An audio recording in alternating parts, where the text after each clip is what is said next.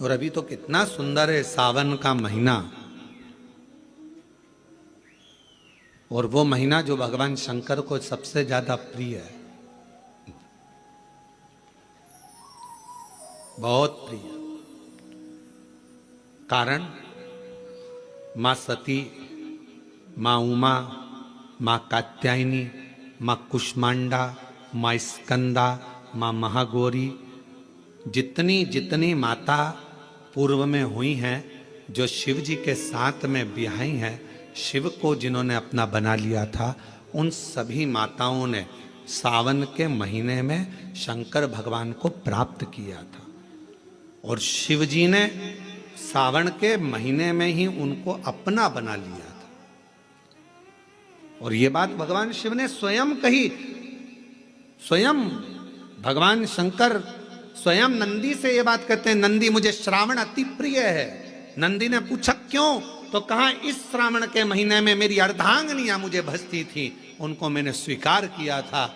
और यही सावन के महीने में चराचर जीव, आप देखिएगा गर्मी के समय में छोटे छोटे जो जीव जंतु सब, जितनी गर्मी पड़ती है सब मर जाते हैं। बोलो मरते कि नहीं मरते?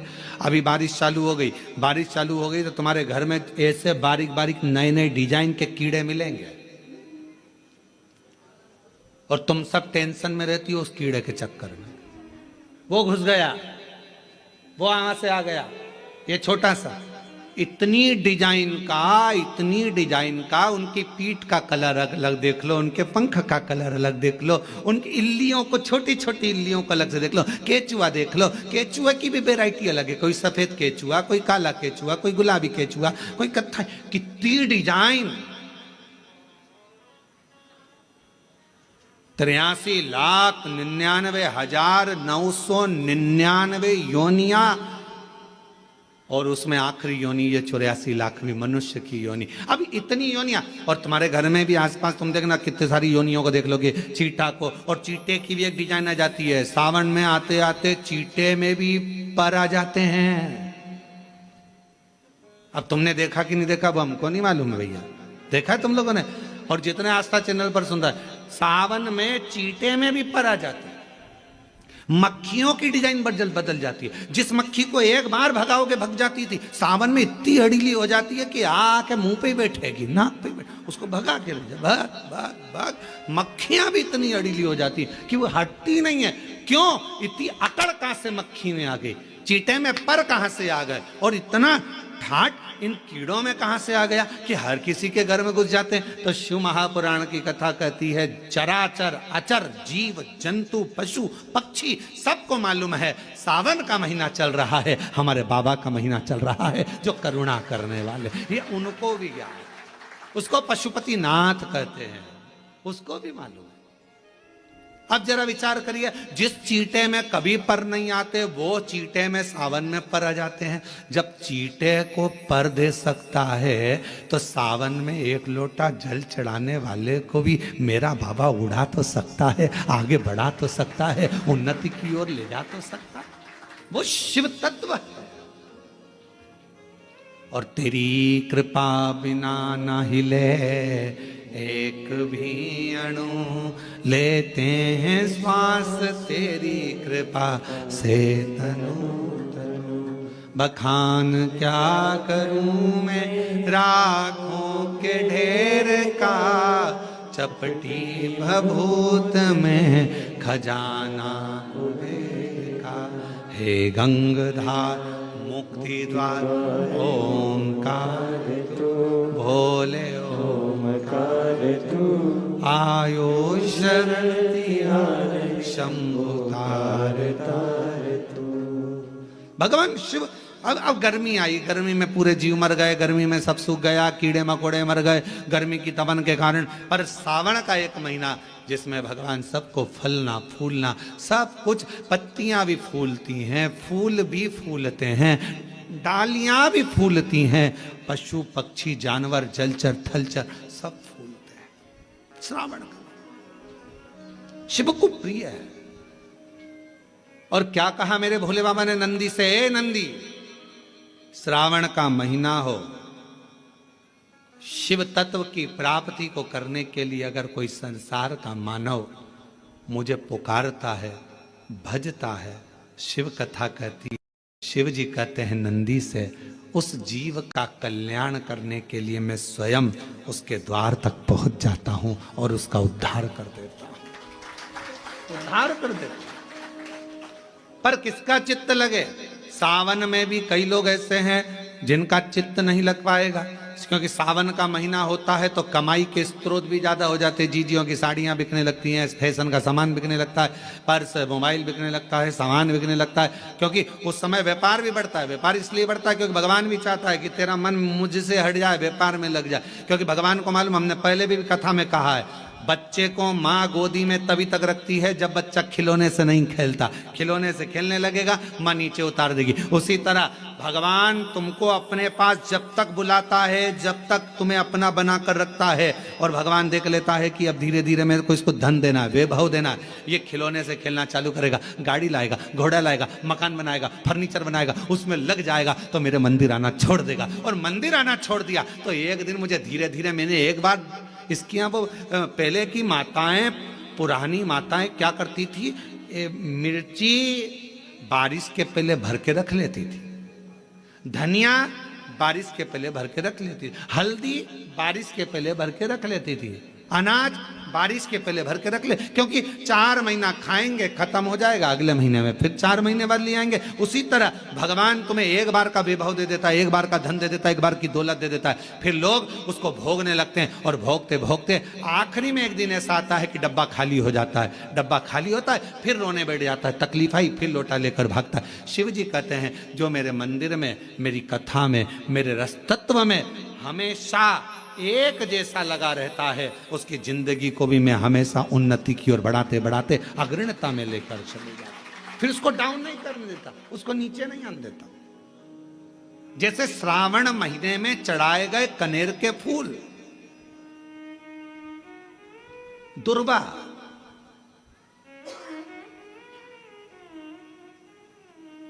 और हम सबसे कहेंगे, मान लो यदि कोई विशेष कोर्ट का केस चल रहा हो, कोई कोर्ट में कोई बातें चल रही हो, अदालत आदि में कोई कार्रवाई चल रही हो, कोई फाइल प्रशासनिक अधिकारियों के पास फंस गई हो और कुछ ना कुछ उसमें अपने को लगता है कि तकलीफ का प्रसंग है, तो हम कहेंगे शिव की आराधना करो, सत्यता पर जियो, और साथ में 5 दुर्वा, 1 कनेर का फूल पीला, 1 पीला कनेर, 5 दुर्वा, 5 बेलपत्र लेकर शिव जी के मंदिर में जाकर शिवलिंग पर समर्पित कर 2 लोटा जल सावन के महीने में उसी पर बेलपत्र कनेर के फूल पर चढ़ाइए। देवाधिदेव महादेव की कृपा होगी। ज्यादा से ज्यादा 6 महीना, 7 महीना, इससे ज्यादा निर्णय आप ही के पक्ष में आएगा और शिव की कृपा से। और इसमें एक बात और स्मरण रखें, जैसे कोई की प्रॉपर्टी है, कोई की जमीन है, और वो जमीन तुम्हारी कोई ने कब्जा कर ली, या तुम्हारा नाम नहीं हो पाई, या कोई उसमें लफड़ा हो गया, या तकलीफ आ गई और पैसा उसमें अटक गया, उसके लिए भी कनेर का पुष्प श्रावण महीने के जितने सोमवार आते हैं, रविवारी, सोमवारी और भोमवारी, कौन कौन से बार हो गए? रविवार, सोमवार और मंगलवार, 3 बार। प्रथम दिवस में कनेर का 1 पुष्प लेना है, द्वितीय दिवस में कनेर के 5 पुष्प लेना है, और तृतीय दिवस में कनेर के 3 पुष्प लेना। बेलपत्र 1-1 साथ में लेकर शिव जी को रविवार के दिन भी समर्पित करें, सोमवार के दिन भी समर्पित करें, और मंगलवार को 3 कनेर के पुष्प के साथ बेलपत्र लेकर बाबा को समर्पित करिए। कितना भी अटकी हुई प्रॉपर्टी होगी, कह दिया उसने मैं तेरे नाम प्लाट नहीं कराऊंगा, और पैसा लेकर बैठ गया, या पैसा नहीं दे रहा है, या किसी भी रूप में वो अटका हुआ है, अगर सावन के 4 सोमवार पढ़े या 5 सोमवार पढ़े, आपने ये प्रत्येक सावन के सोमवार के पहले, फिर से बोलो कौन सा बार? रविवार, सोमवार और मंगलवार, ये 3 बार का क्रम अगर प्रत्येक सोमवार के पहले और बाद में कर लिया तो आपको उसे प्रॉपर्टी उस व्यक्ति को तुम्हें देना ही पड़ेगी, छोड़ना ही पड़ेगी। उसको खुद अपने आप में बेचैनी होने लगेगी, मुझे बुलाएगा, आपको जाना नहीं पड़ेगा, खुद बस फोन लगाया आपने, भैया हमारा करा दो, हमारा करा दो, 2 बार 3 बार अगर बोला, चौथी बार वो खुद बुलाएगा, बेचैनी बढ़ेगी। मेरा बाबा उसको खुद खल बुला देता। शिव शिव है, उसको कहते सत्यम शिवम सुंदर, शंकर शंकर। वो नित्य कृपा करने वाला, नित्य कृपा। और सावन का महीना, 1 लोटा नहीं, कितना, 2 लोटा जल चढ़ा रहे हो सब लोग, बहुत जोरदार। तुम्हारे लोटे का ही तो असर है, जो कोरबा में इतना पानी गिर गया, ये तुम्हारी लोटे का असर है। और अब पूरा पूरा विश्व देख रहा है कि कोरबा वालों ने इतना पानी चढ़ाया कि पूरे ग्राउंड में पानी भरा गया, तो कथा को ऑनलाइन करना पड़ रहा है। ये कोरबा में 2 लोटे जल कर, 2 लोटे जल कर, शिव कृपा।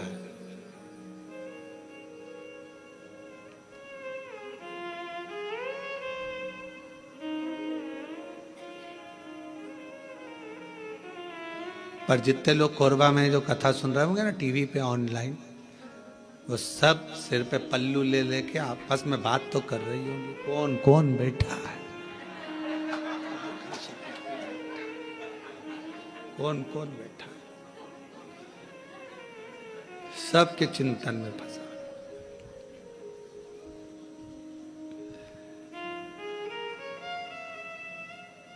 कल हम जब सीहोर से आ रहे थे तो बहुत सारे यहाँ के बहुत सारे मिनिस्टर आदि के भी बहुत सारे गुरु पूर्णिमा पे फोन, सब आदिक सभी प्रदेशों के आते हैं कि गुरु पूर्णिमा की बधाई के लिए।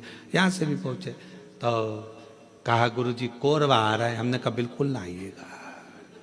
हमने कहा इतना, एक तो हॉल छोटा, ऑनलाइन कथा, और मालूम पड़े और तुम ही आ जाओ तो मालूम पड़े व्यवस्था और गड़बड़ा जाए। कहा भजन करो, प्रणाम, शिव तत्व को धारण करो जितना कर सक। और तेरी कृपा का क्या है भरोसा, कब किस पर हो जाए, जरा से हम पर कर दो, जरा से हम पर कर दो।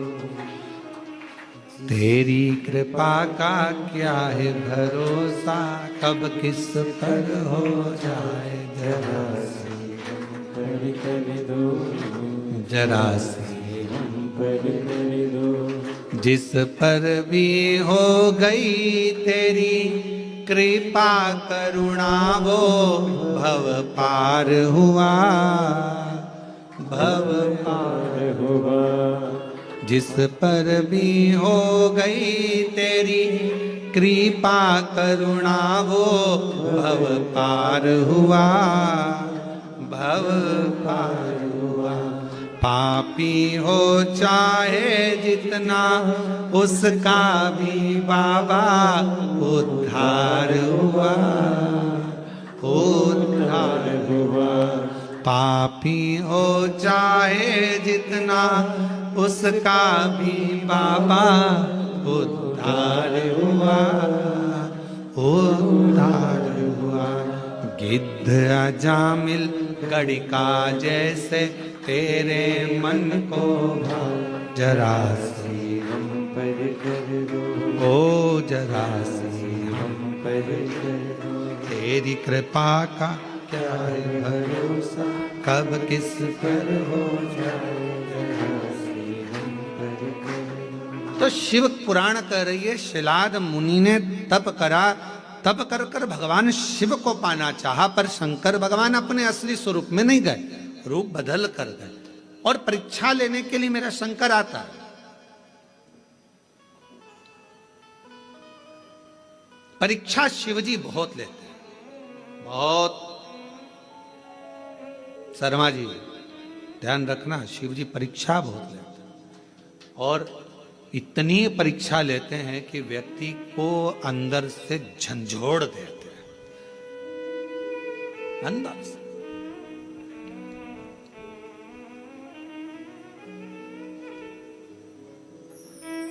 पर यदि आपकी विश्वास और दृढ़ता है, भरोसा है, और फिर कह रहे हैं ये ऑनलाइन कथा होती तो सीहोर से होती, आपका विश्वास था, आपकी दृढ़ता थी, और समिति ने सोच लिया था, तो ये कथा कोरबा से यहाँ ऑनलाइन हो रही। और सारे कोरबा वासियों से निवेदन है कि अपने घर में रहकर इस कथा को इस भाव से सुनो। टीवी चालू कर कर, टीवी की आवाज वॉल्यूम को तेज कर कर, दुकानों पर मोबाइल रखकर एक एक कोरबा वासियों को यह कथा ऐसी सुनना चाहिए कि हम पंडाल में बैठकर कथा सुन रहे हैं और अपने घर पर, घर को पंडाल बनाकर शिव तत्व को सावन के महीने में इस पवित्र कथा का लाभ ले रहे हैं। ये भाव से श्रवण,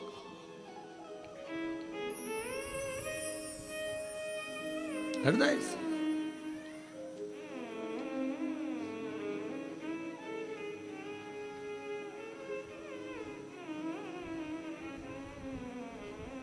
शिव पुराण कह रही है, भगवान शंकर की पवित्र कथा कह रही है, शिव तत्व कह रहा।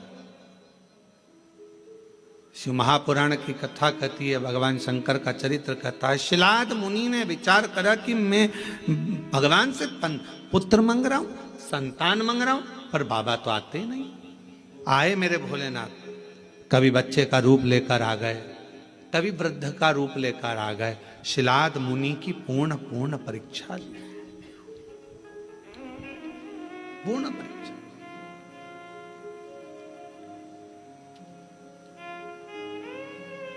आखिरी में मेरे भगवान ओघड़दानी शिव जी आए और शंकर भगवान आकर खड़े हुए हैं। सुंदर बागंबर, मस्तक पर चंदा, त्रिपुंड त्रिनेत्र त्रिशूल धारी मेरे भगवान शिव सामने थे। मांगो, क्या चाहिए तुमको? अब शिलाद मुनि ने पहले तो ये नहीं कहा कि मुझे औलाद चाहिए। शिलाद मुनि ने सबसे पहली बात कही कि ये बताओ,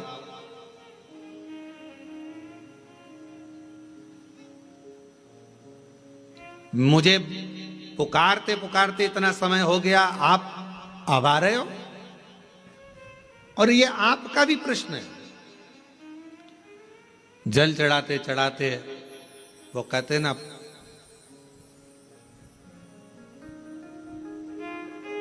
तुम्हें पुकारते पूरी रात हो गई,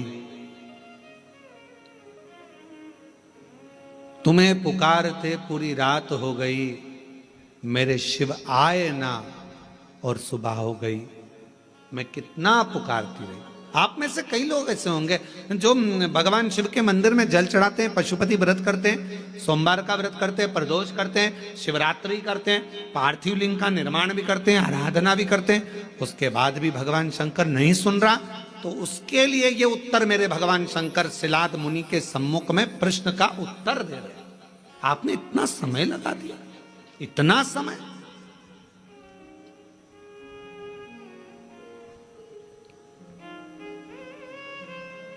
कितने साल पहले ली थी कथा? 2 साल पहले कथा ली थी। अब जरा विचार करिएगा, 2 साल पहले कथा ली और 2 साल से तैयारी में लगे हो, और 2 साल से तैयारी में लगे होगे, और कितना कितना परीक्षा करते करते करते करते आखिरी में भी वो कथा होते होते और ऑनलाइन हो रही है। तो जरा विचार करिएगा, थोड़ा सोचिएगा कि शिवजी या तो कुछ बाबा देव अधिदेव महादेव की जैसी मर्जी, और कहीं ना कहीं प्रभु कृपा। हर चीज में अच्छा सोचो। मेरे शंकर ने कुछ अच्छा सोचा होगा, मेरे शिवजी ने कुछ अच्छा विचार करा होगा, कुछ अच्छा विचार करा होगा। भगवान शंकर ने यह भी सोचा होगा कि तुम कथा तो करा पाओगे, पर वहां बैठने की तुम्हारे पास समय नहीं मिल पाएगा, क्योंकि हमको मालूम था कोरबा इस क्षेत्र में कथा भी हुई नहीं है। अगर हो जाती तो कोरबा में से ट्रैफिक को निकालने के लिए कम से कम पूरा 18 घंटे लग जाते, ये भी पक्की बात थी। ये भी निश्चित है, क्योंकि कोरबा क्षेत्र में कथा नहीं हुई, और इस क्षेत्र में कथा नहीं हुई तो पूरा कोरबा और कोरबा के आसपास का क्षेत्र पूरा जब उलटता, और आजू बाजू में ये भी लगा है तुम्हारा झारखंड और ये सब उड़ीसा की बॉर्डर, तो ये भी सब आ जाता। कथा नहीं सुन पाते तुम, हो सकता है व्यवस्थाओं में लगे रहते, पर शिवजी ने विचार करा, तूने 2 साल दाढ़ी नहीं बनाई, 2 साल बाल ना कटाए, 2 साल तक तू तप साधना करता रहा, तो मेरे शंकर भगवान ने सोचा जब इतना तूने करा है तो कथा भी दिल लगाकर एक जगह पर बैठकर श्रवण कर, सुनो, धारण करो। ये शिव सोच, अच्छा सोचो, कुछ अच्छा ही मेरे बाबा ने लिखा। और ये जितनी माताएं बैठी ना, जीजियां जितनी बैठी है बाहर कुर्सी पे, जो लोग बैठे हैं, ये बड़े खुश होके सुन रहा है इतनी प्रसन्नता में, क्योंकि इनको भी मालूम इतनी पास से तो कथा नहीं मिल सकती थी ये तो, क्योंकि ना जाने पंडाल में भी कहाँ बैठते और एलईडी पर देखते, पर इतने करीब में बैठकर कथा सुनने को मिल रही है, तो तुम तो घर जाके 2 लोटा क्या 4 लोटा जल चढ़ाने वाली, पक्का है ये विचार तो पक्का है। अब यहां से जाओ तो तुम यहाँ के collector, SP, SDM, IG, commissioner, SD सबको धन्यवाद देना, 2 लोटे जल का प्रताप था जो तुमने महाराज की कथा इतने पास में से सुनवा दी। महाराज ये कृपा है, शिव तत्व है, शंकर कुछ अच्छा सोचा होगा उसने, बहुत अच्छा सोचा, उसकी करुणा है बहुत, विचार कर। शिलाद मुनि ने कहा इतना समय लगा दिया तुमने आने में, मैंने तो सोचा नहीं था कि इतना समय लगेगा। महाराज लिखावट बता देती है पेन में स्याही कौन सी है, और सिखावट बता देती है कि घर में कमाई कौन सी है। सावधानी रखकर सुनना जरा, घर की कमाई और पेन की स्याही, ये दोनों हमारे सामने जरूर आती है। एक घर की कमाई और पेन की स्याही, ये दोनों हमारे सामने जरूर आती है। हमारी लिखावट बता देती है, जब हम लिखने बैठते हैं लिखावट बता देती है कि तुम्हारे पेन में स्याही कौन से रंग की है, ये तुम्हारी लिखावट बताएगी। और महाराज सिखावट तुम्हारे घर की कमाई बता देगी। तुम्हारे बच्चों में अच्छे संस्कार हैं, बच्चे माता पिता का आदर कर रहे हैं, सम्मान कर रहे हैं, सत्कार कर रहे हैं। फिर निवेदन करूंगा, बच्चों को खूब पढ़ाओ, अपने बेटा बेटी को खूब पढ़ाओ, जितनी अच्छी एजुकेशन दे सकते हो दो।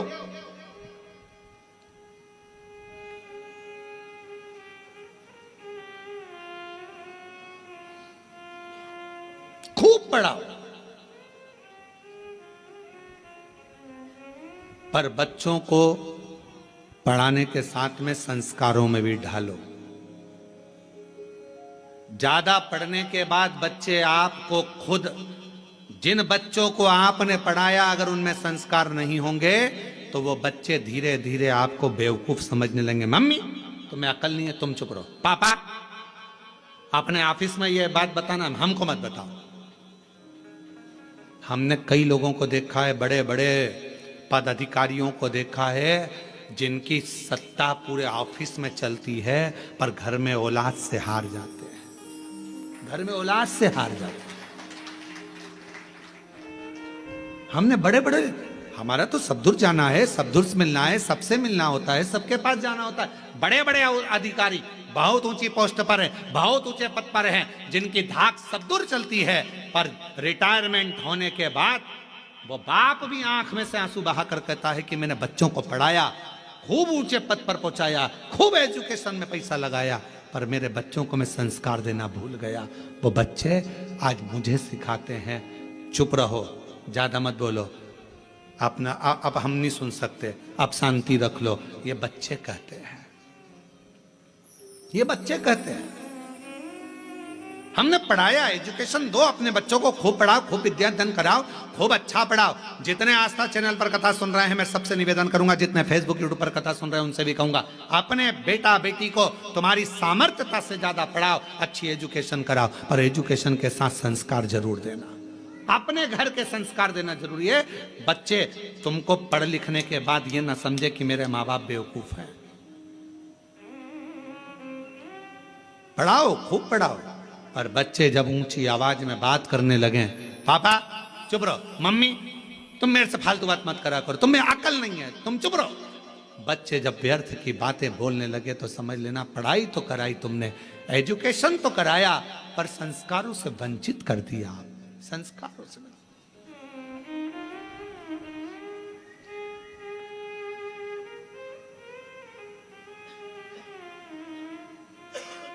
इसलिए ये व्यासपीठ हमेशा कहती आई है और आज फिर कहती है, अपने बच्चों की पढ़ाई में तुम जो खर्च कर रहे हो, ऐसा ही खर्चा एक अपने आस पास मोहल्ले में, कॉलोनी में, सोसाइटी में, समाज में, अपने रिश्तेदारों में, नातेदारों में, या अपने आसपास में कोई भी समाज का व्यक्ति हो और उसके बच्चे को अगर पढ़ने का शौक हो, विद्या अध्ययन का शौक हो, वो पढ़ना चाहता हो, तो निवेदन है उसकी एजुकेशन का खर्चा आप उठाओ।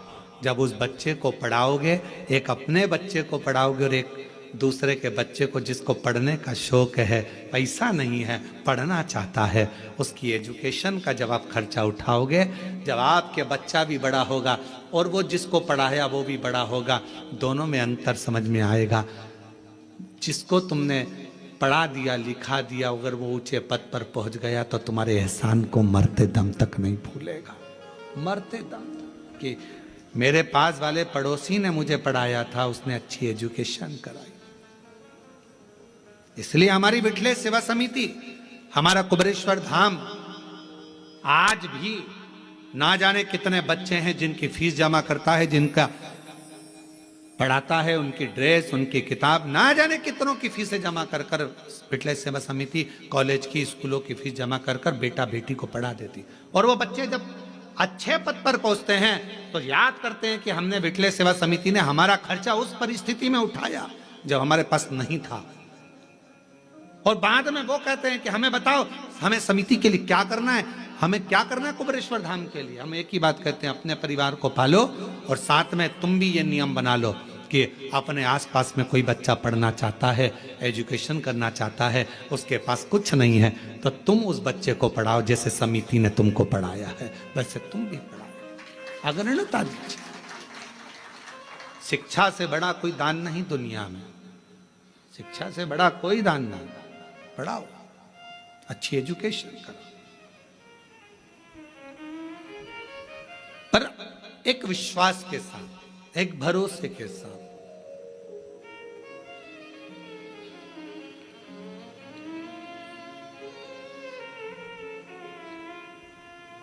मैं तो बैठी थी गंगा किनारे, मैं तो बैठी थी गंगा किनारे।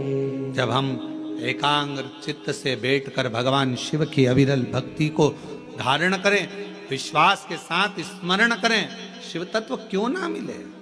शिलाद मुनि ने कहा कि आपने आने में इतना समय लगा दिया, इतना समय।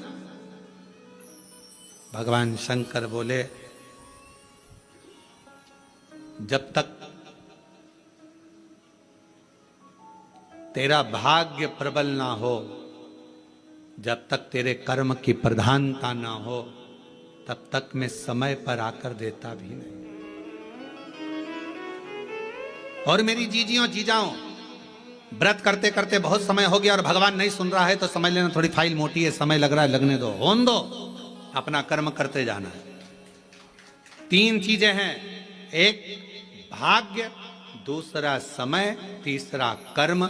शिव महापुराण में भगवान शंकर शिलाद मुनि से कहते हैं, जब भाग्य प्रबल होता है तो मनुष्य का देह मिलता है, और भाग्य प्रबल होता है तब मनुष्य के देह में भगवान शंकर की भक्ति मिलती है। भाग्य प्रबल होता है तो सावन महीने में शिव महापुराण की कथा मिलती है। यह भाग्य की प्रबलता है। हम आपको बार बार देखकर धन्यवाद दे रहे हैं। गजब की किस्मत पाई है जो सावन महीने में शिव पुराण की कथा इतनी अड़चनों के बाद भी श्रवण कर रहे हैं कोरबा में। ये बड़ा आश्चर्य वाली बात है। आप लोगों के लिए बड़े सरल बातों की, पर हमारे लिए तो बहुत आश्चर्य की बात है, बहुत आश्चर्य।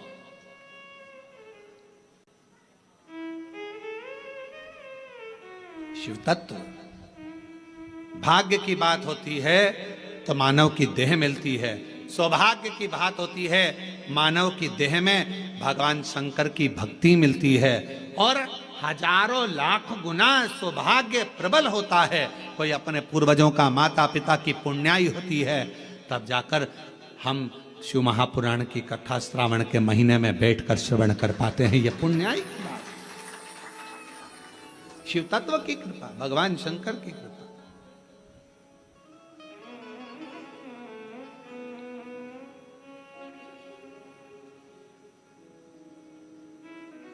और हरि ओम में ओम समाया है, मेरा भोला नगर में आया है। हरि ओम में ओम समाया है, मेरा भोला नगर में आया है। हरि ओम में ओम समाया है, मेरा भोला हरि ओम में ओम समाया है, मेरा भोला नगर में हर हर महादेव।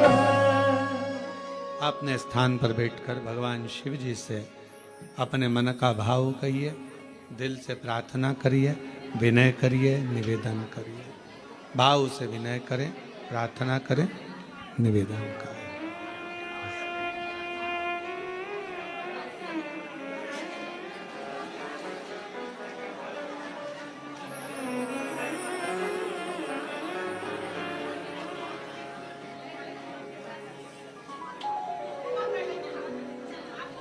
भाव से बाबा को विनय करेंगे, सभी लोग साथ में बोलेंगे, विनती करें। श्रावण के महीने की कथा है, हृदय से बाबा को अपने मन का भाव कहिए, प्रार्थना करिए।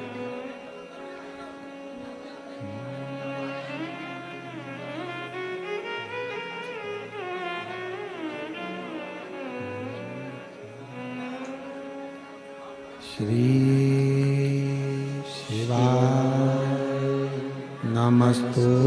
नमस्तुभ्यं श्री शिवाय नमस्तुभ्यं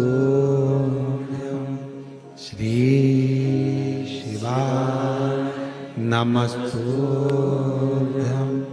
श्री शिवाय नमस्तुभ्यं श्री शिवाय नमस्तुभ्यं। भोला सब दुख काटो, ओ भोला सब दुख काटो।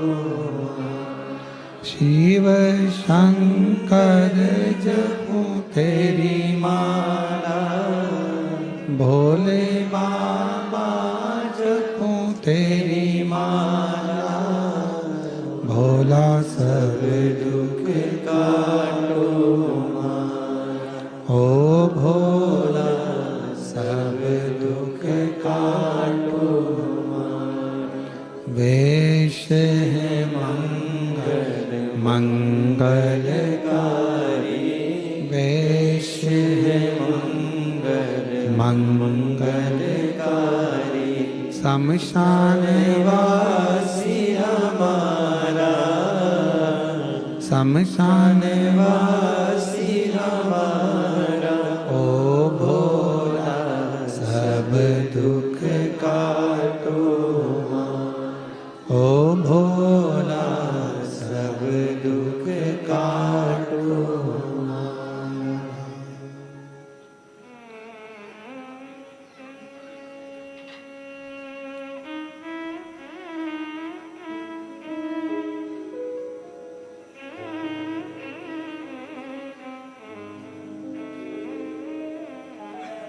बाबा देवाधिदेव महादेव भगवान शिव ओघड़दानी त्रिकालदर्शी कैलाशी अविनाशी भगवान शिव की कथा कर रहे, शिव महापुराण की कथा वर्णन कर रहे, शिव तत्व कह रहा है, शिलाद मुनि की कथा कर रही है। एक भाग्य, दूसरा समय और तीसरा है कर्म। भगवान शिव ने कहा शिलाद मुनि से,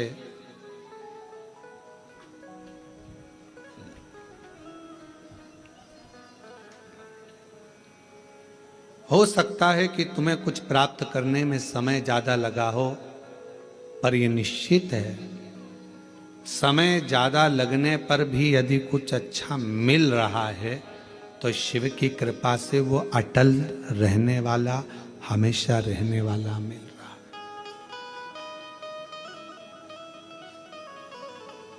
वो हमेशा रहने वाला है।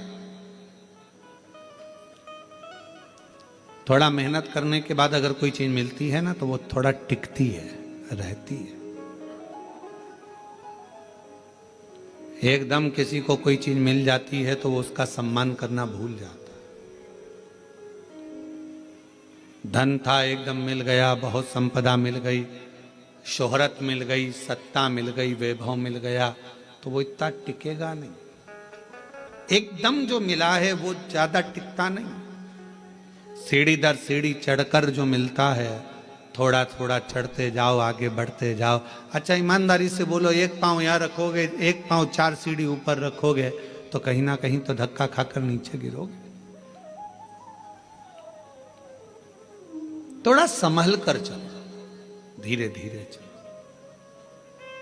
अगर वैष्णो देवी का दर्शन करने गए हो, डोंगरगढ़ वाली माता का दर्शन करने गए हो, विंध्याचल दर्शन करने के लिए गए हो, या अपने यहाँ कोरबा में भी कोई आसपास में देवी धाम, शिव धाम कोई ऊंचाई पर होगा, एक रास्ता जाता है घूमकर फिरकर, थोड़ा दूरी से आराम से चढ़ना है, और एक रास्ता जाता है सीढ़ी सीढ़ी सीढ़ी सीढ़ी, और एक व्यक्ति वो होता है जो पहाड़ पकड़ा, ये पकड़ा, वो पकड़ा और चढ़कर फिर आगे बढ़ा।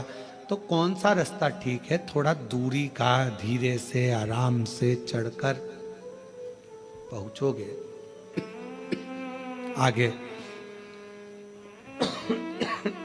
बढ़ोगे तो जरूर थोड़ा समय जरूर लगेगा, परंतु आप अपनी मंजिल तक पहुंचोगे और थोड़ा ठहरोगे। शिलाद मुनि से भगवान शिव ने कहा, शिलाद तुम को देने के लिए मैं आने में समय लग गया, उस समय का इंतजार करो। पर क्यों समय लगा? क्योंकि तुमने अभी तक जो करा था उसमें मेरी तप साधना में कोई कमी रह गई होगी, कोई कर्म ऐसा नहीं कर पाए जिसके बल पर मैं आ नहीं पाया। अगर भरोसा पक्का होता है तो शिव मिलता। एक पत्र आया अभी बाहर से लाकर दिया। मेरा नाम प्रशांत गुप्ता है, जमनी पाली एनटीपीसी कोरबा से हूं मैं। कहीं बैठी हैं आप ही हैं? किसी के कहने पर जो 15 दिन मिले थे उसका 1 हफ्ता विचार करा गया कि शिव पर आश्रित हुआ जाए। जब बहुत सारे लोग कहते हैं कि सियोर वाला महाराज कहता है कि 1 लोटा जल सारी समस्या का हल है, हम लोग इतना विश्वास नहीं करते थे, पर आपके वचन पर किसी के कहने पर विश्वास किया। 1 लोटा जल बेलपत्र लेकर गए, बाबा से प्रार्थना करी, माँ की तकलीफ कम कर दीजिए। 15 दिन का समय डॉक्टर ने दिया है ऑपरेशन के लिए। 15 दिन आपके बाबा, कुछ तो कृपा करो। गुरुदेव हम मानते नहीं थे, पर पहली बार 3 से 4 दिन तक हमने हमारी माँ को शिवजी पे चढ़ा हुआ जल और बेलपत्र दिया तो उनको दर्द थोड़ा कम हुआ। कुटुंब, मेरा संपूर्ण जीवन बाबा आपका है। अब मेरा परिवार मेरा नहीं, आपको संभालना है, क्योंकि मेरे घर का बड़ा अगर कोई है तो आप हो, क्योंकि सारे देव हैं और आप महादेव हो, इसलिए बाबा आप संभाल। आप उससे दिल से कहो, वो दिल से सुनेगा।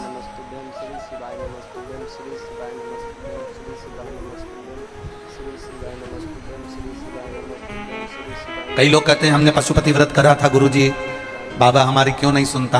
हम रोज शिव जी के मंदिर जाते हैं, बाबा हमारी क्यों नहीं सुनता। हम कहते हैं तुमने दिल से नहीं पुकारा, एक हृदय से, एक चित्त से, मन से पुकार कर देखना। यहीं बाहर खड़े होकर आप किसी का नाम लेकर पुकारो, राम सिंह, राम सिंह, हे राम सिंह, हे राम सिंह। एक बार नहीं सुनेगा, दो बार पुकारोगे, दो बार नहीं सुनेगा, तीन बार पुकारोगे, तीन बार नहीं सुनेगा, चौथी बार पुकारोगे, कोई राम सिंह अगर यहाँ बैठा होगा तो पलट कर जरूर देखेगा। उसी तरह मेरे महादेव को आप नित्य पुकारोगे, नित्य पुकारोगे तो एक बार तो पलट कर देखेगा ही, ये निश्चितता है, वो देखता जरूर है। विश्वास के साथ किया गया भजन, भरोसे के साथ किया गया स्मरण, विश्वास के साथ चढ़ाया गया एक लोटा जल, वो हमें सुख देता है। बोल बम का नारा है, बाबा एक सहारा है। उस बाबा के सहारे पर हम रह रहे हैं, उसके भरोसे हम जी रहे हैं। जब आखिरी में डॉक्टर भी ऑपरेशन करते हैं और जब आखिरी में शरीर बहुत बेकार हो जाता है, किसी काम का नहीं रहता, तब कोई परिवार के लोग पूछते हैं डॉक्टर साहब आपकी स्थिति कैसी है, अब तबीयत कैसी है, डॉक्टर साहब आप कैसा है, डॉक्टर साहब अब आगे कैसे रहेगा। डॉक्टर साहब कहते हैं अब मेरे से जितना बन सका मैंने किया, मेरे से जितना हुआ मैंने करा, बड़े बड़े डॉक्टरों से जितना बन सका उतना किया, अब हमारे हाथ में नहीं, अब डॉक्टर कहते हैं अब उसके हाथ में है। मतलब डॉक्टर को भी मालूम है कि एक डॉक्टर ऊपर और बैठा हुआ है, वो भी सब जान सकता है, वो भी सब जानता है। सुख आएगा, दुख आएगा।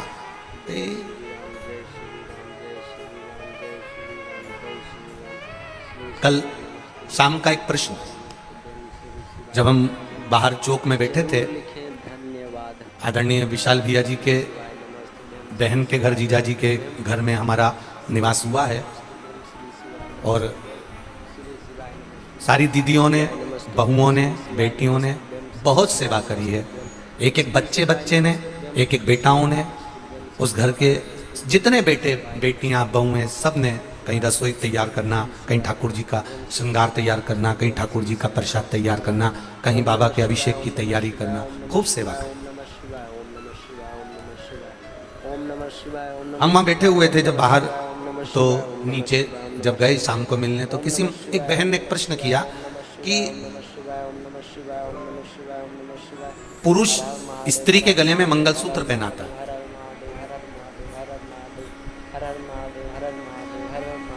क्या वो मंगलसूत्र गले में जरूरी है?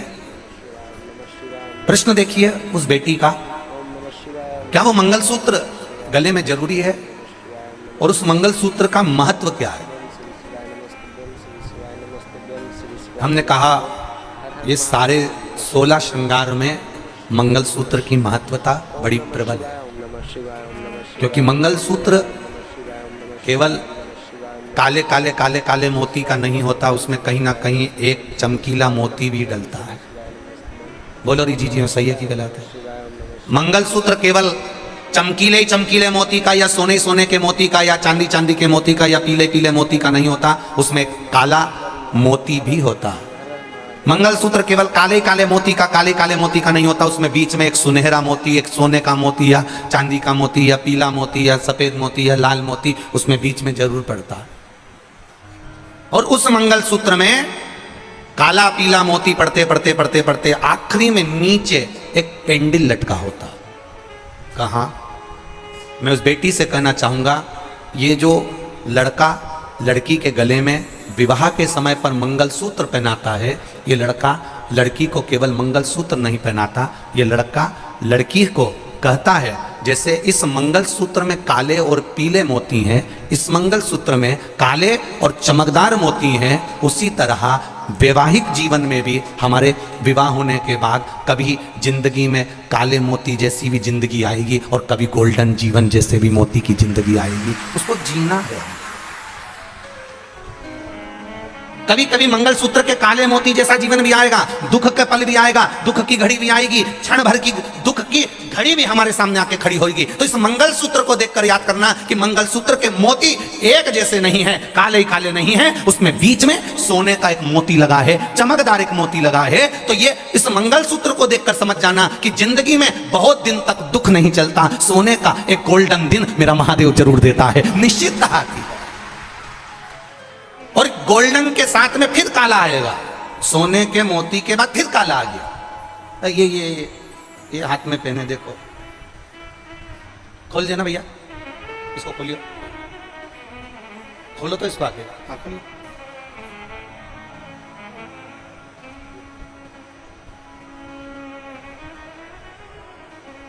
अब देखो इसमें, अब ये काला भी है और इसमें गोल्ड भी लगा हुआ है, काला भी है, इसमें चमक भी लगी हुई है।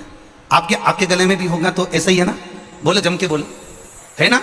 ये काला भी है और इसमें एक गोल्ड भी है, फिर काला है, फिर बीच में एक मंगलसूत्र के अंदर नीचे पेंडिल लटका होता है। तो यहाँ शिव तत्व कह रहा है, भगवान शंकर का संवाद कह रहा है, शिव महापुराण कह रही है कि लड़का लड़की के गले में जब मंगलसूत्र पहनाता है, विवाह के समय में वर कन्या के गले में मंगलसूत्र पहनाता है, तो ये उसको समझ लेना चाहिए कि जिंदगी में केवल काली काली रातें नहीं होती, दुखी दुख नहीं होता, एक दिन सुख का मेरा महादेव जरूर देता है। उस सुख के दिन का इंतजार जरूर करना। और बहुत ज्यादा सुख परमात्मा दे भी देता है। सोने का एक मन का आ भी जाता है, चमकदार एक मन का आ भी जाता है, एक गोल्डन समय आ भी जाता है, तो फिर वापस कहीं ना कहीं थोड़ा ना थोड़ा तकलीफ आएगी, पर घबराना नहीं।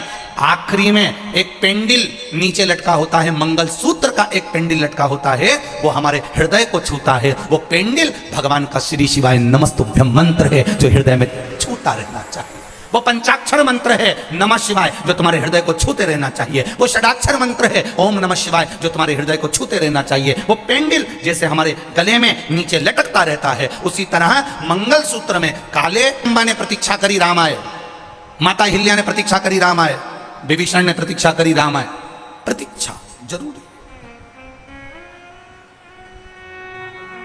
एकदम चुटकी बजाकर चमत्कार हो जाए और भगवान तुम्हारा दुख समाप्त कर दे, इस चमत्कार के चक्कर में मत रहना।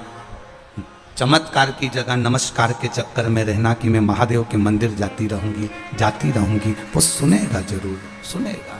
खाली न जाता कोई दर से तुम्हारे, खाली न जाता कोई दर से तुम्हारे, मैं भी खड़ा हूँ नन्ही बाहें पसारे, अपने हृदय से लगा लो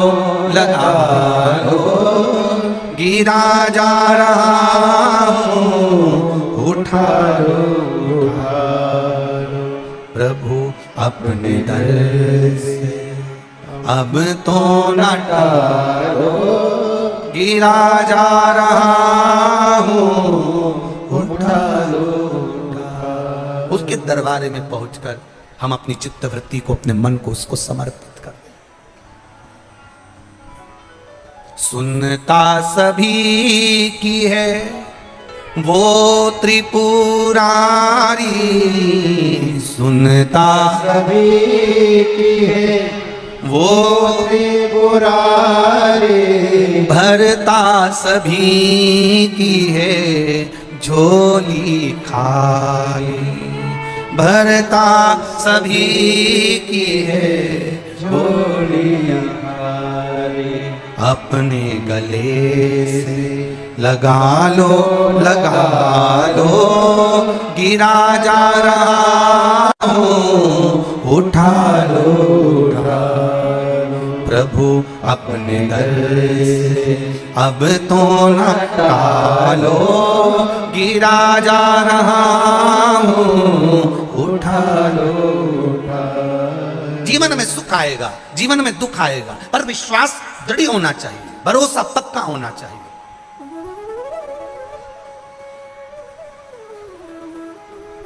अच्छा आएगा तो बुरा भी आएगा, प्राप्त होगा, पर घबराना नहीं है, टेंशन में नहीं जाना। डिप्रेशन में नहीं पहुंचना। अभी बच्चों के एग्जाम चल रहे हैं, मेरा बच्चों से निवेदन है, पढ़ो, दिल से पढ़ो, अपना प्रयास पूरा करो, अपना कर्म पूरा करो, और उस कर्म के साथ में मेरे महादेव का भजन भी करो। उस कर्म के साथ में एक लोटा जल मेरे महादेव को भी चढ़ा कर जाओ। उस कर्म के साथ में एक बेलपत्र शहद लगाकर शिव को चढ़ा कर जाओ।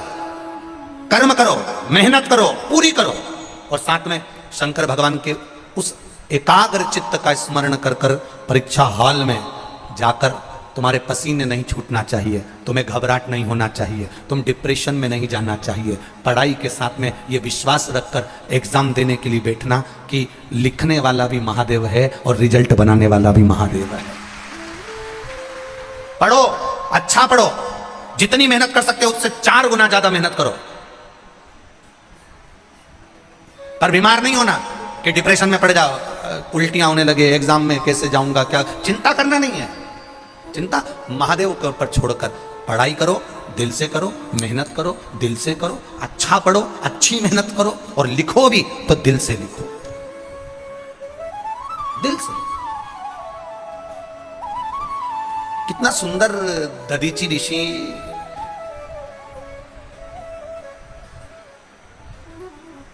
कितनी सुंदर सुंदर बातें दधीची ऋषि ने अपने जीवन में कही है महाराज। जब आपने किसी का बुरा नहीं किया, दधीची ऋषि, जब आपने किसी का बुरा नहीं किया, शिव महापुराण कहती है, दधीची ऋषि का संवाद कहता है, दधीची ऋषि ने अपनी धर्म पत्नी सुवार्च से कहा, सुवार्चा से कहा, सुनो, अगर जिंदगी में आपने किसी का बुरा नहीं करा तो किसी की सामर्थ्यता नहीं है कि कोई आपका बुरा कर दे। थोड़ी हवा चलेगी, थोड़ी हवा चलेगी। अब हवा तो चलती है तो थोड़ा बहुत पर्दा भी हिलता है, टेंट भी हिलता है, सामान जो भी पड़ा है, कपड़ा है हिलेगा, कोई वस्तु है हिलेगी, हवा चलेगी, हिलेगा।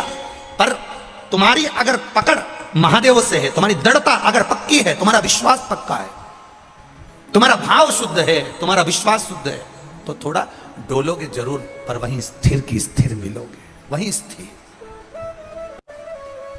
डोल जरूर सकते हो पर स्थिरता मिल सकती। तुम्हारे भीतर की जो दृढ़ता है, तुम्हारे भीतर का जो विश्वास है, तुम्हारे भीतर का जो एक दृढ़ विश्वास देवाधिदेव महादेव के चरणों में विराजमान है, वो तुम्हें डोलन नहीं देगा, वो तुम्हें गिरने नहीं देगा। शिव कथा कर रही है,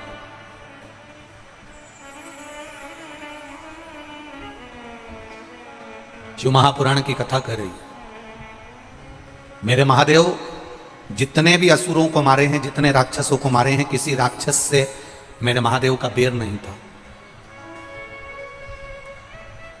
गीता प्रेस गोरखपुर की ये शिव महापुराण आप भी लेकर आओ, अपने घर में पढ़ो, अध्ययन करो, उसमें आपको मिलेगा कि मेरे महादेव का किसी भी असुर से, किसी राक्षस से बैर नहीं था।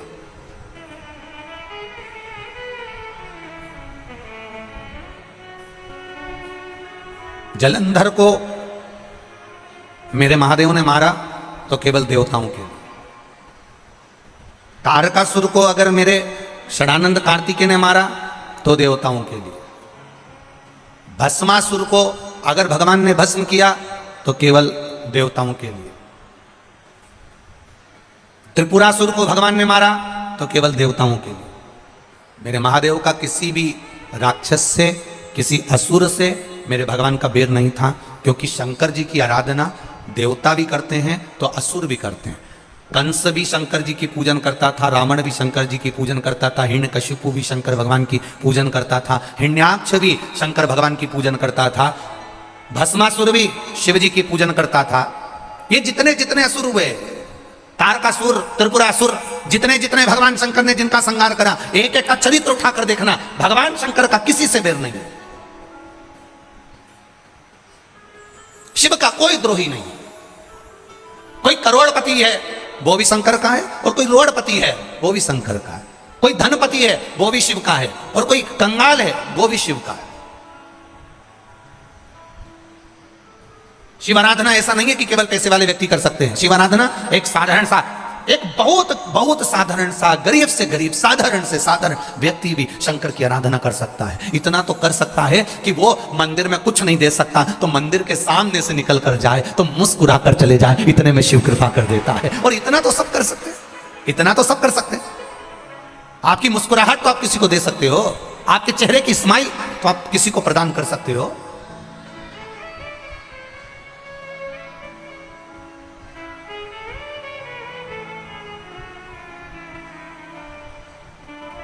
आपने दिया उसको अपने भीतर का भाव। वो ये नहीं कह रहा कि मेरे को धन देना कि संपदा देना, वो तो खुद इतना दे देता है, इतना दे देता है कि आपको देने की जरूरत नहीं, वो खुद इतना प्रदान कर देता है, खुद देता है।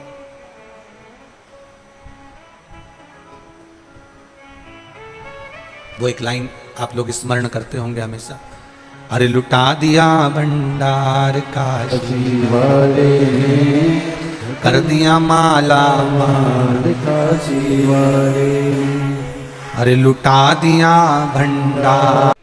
औलाद इसलिए पैदा करी जाती है कि माता पिता में आग लगाए।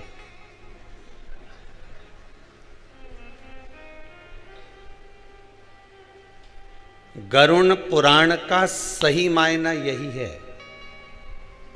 इसके सिवाय औलाद किसी काम की आई है? तुम्हारे कमरे में तुम सोते रहोगे, सिर दर्द होता रहेगा, औलाद अपना कमरा छोड़कर नहीं आएंगे। औलाद के सिर में दर्द होगा तो माँ दौड़कर चली जाएगी, बाप 50 बार पूछ लेगा बेटा चल मैं डॉक्टर को दिखाया हूँ, माँ कह देगी जरा चले जाओ, उसको स्वास्थ्य खराब है, उसका तबीयत खराब है, जाओ, बच्चा बीमार पड़ा हुआ है 4 दिन से, तुमसे पूछते नहीं बन रहा है। पत्नी का कहना मानकर पिता भी 4 बार जाकर पूछ लेगा बेटा कोई तकलीफ है, चल मैं तेरे को डॉक्टर को दिखा दूं, चल मैं तेरा चेकअप करवा दूं, चल मैं ऐसा कर दूं। माँ 50 बार पूछ लेती है बेटा तुझे तकलीफ क्या है, तुझे दुख क्या है। पर बहुत कम बेटे, बहुत कम होंगे। ऐसा नहीं कहता हूं कि नहीं होंगे, होंगे पर बहुत कम। जो माता पिता के सिर में दर्द भी हो तो 50 बार जाकर पूछ ले कि मम्मी क्या बात है, आज आप उदास दिख रही हो, आपका चेहरा उतरा हुआ है, कोई तकलीफ शरीर में हो तो चलो मैं डॉक्टर के पास ले चलता हूं।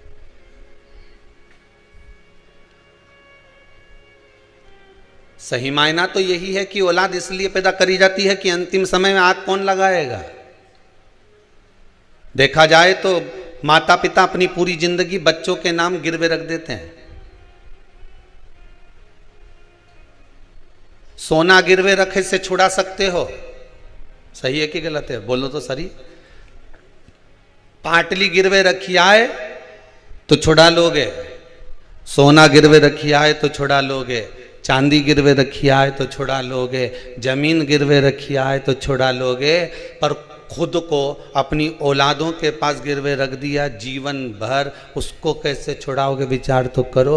ये जिंदगी तुमने गिरवे ही तो रखी है, बस कमा कमा कर लाते जाओ, देते जाओ, ब्याज भरते जाओ, गिरवे में तो रखे हुए हो। बस कमाया किसके लिए? औलादों के लिए। जोड़ा किसके लिए? संतानों के लिए। बेटी में साड़ी किसके लिए रखी थी जमा जमा के? बहू और बेटी के लिए। शादी करेंगे छोरी की तो उसको दे देंगे, बहू आएगी तो उसको दे देंगे। खुद ने अच्छी नहीं पहनी, उनके लिए संजो संजोग कर रखी। ये गिरवे ही तो रखे हो तुम अपने परिवार में, गिरवे ही तो पड़े हो तुम अपने कुटुंब में। बस कमा रहे हो, जोड़ रहे हो और छोड़ रहे हो। सोना गिरवे रखा तो उसको छुड़ा सकते हो, चांदी गिरवे रखी तो उसको छुड़ा सकते हो, पर तुम अपने परिवार से कैसे छूट पाओगे वो तो विचार कर लो तुम। आखिरी तक भी मरने के बाद अगर बुढ़िया मर जाती है और सोने की मुर्की कान में पड़ी रह जाती है, कहीं पाँव में चांदी की मोटी मोटी, पहले वो तगड़ी पहनते थे, क्या बोलते, पैड़ी पहनते थे पाँव में मोटी मोटी, तो सुनार को बुलाते थे, मरी हुई डुकरिया पड़ी रहती थी और सुनार आकर कहते थे, बहुवन छाती पे खड़ी रहती थी, काटो, काटिए। और अगर यहाँ नहीं काटते थे तो शमशान ले जाते थे सुनार को, कि वहां कटवाते थे पाँव में पड़ी हुई चांदी की बेड़ियों को, कि अभी और ब्याज बाकी रह गया चुकाने के लिए, उसको निकाल लिया।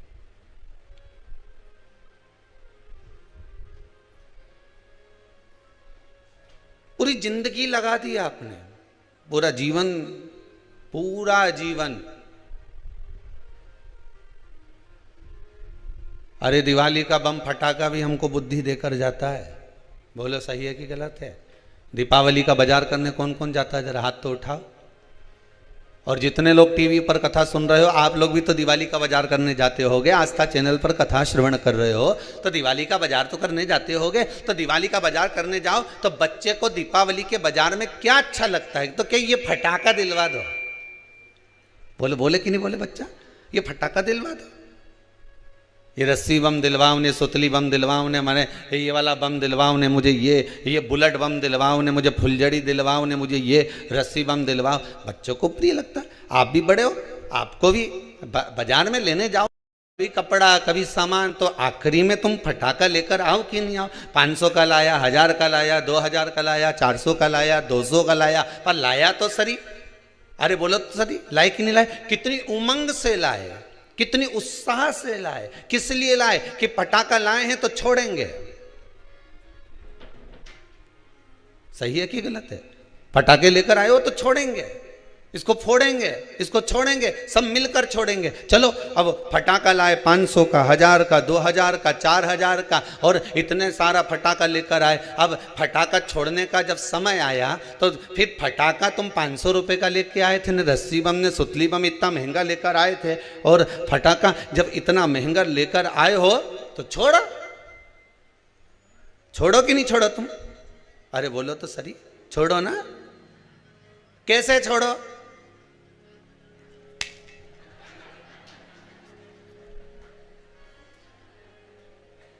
अब जब तुम 500 का लाए हो, अरे बोलो तो जम के, 2000 का लाए, इतनी बड़ी पेटी खरीद कर लेकर आए, इतना सारा पैसा खर्च कर कर लेकर आए हो, तो अब सारा घर का लोगों को क्यों? अब मैं फटाखा छोड़ूंगा नहीं, सब यहीं खड़ा रहो, हिल मत जाना,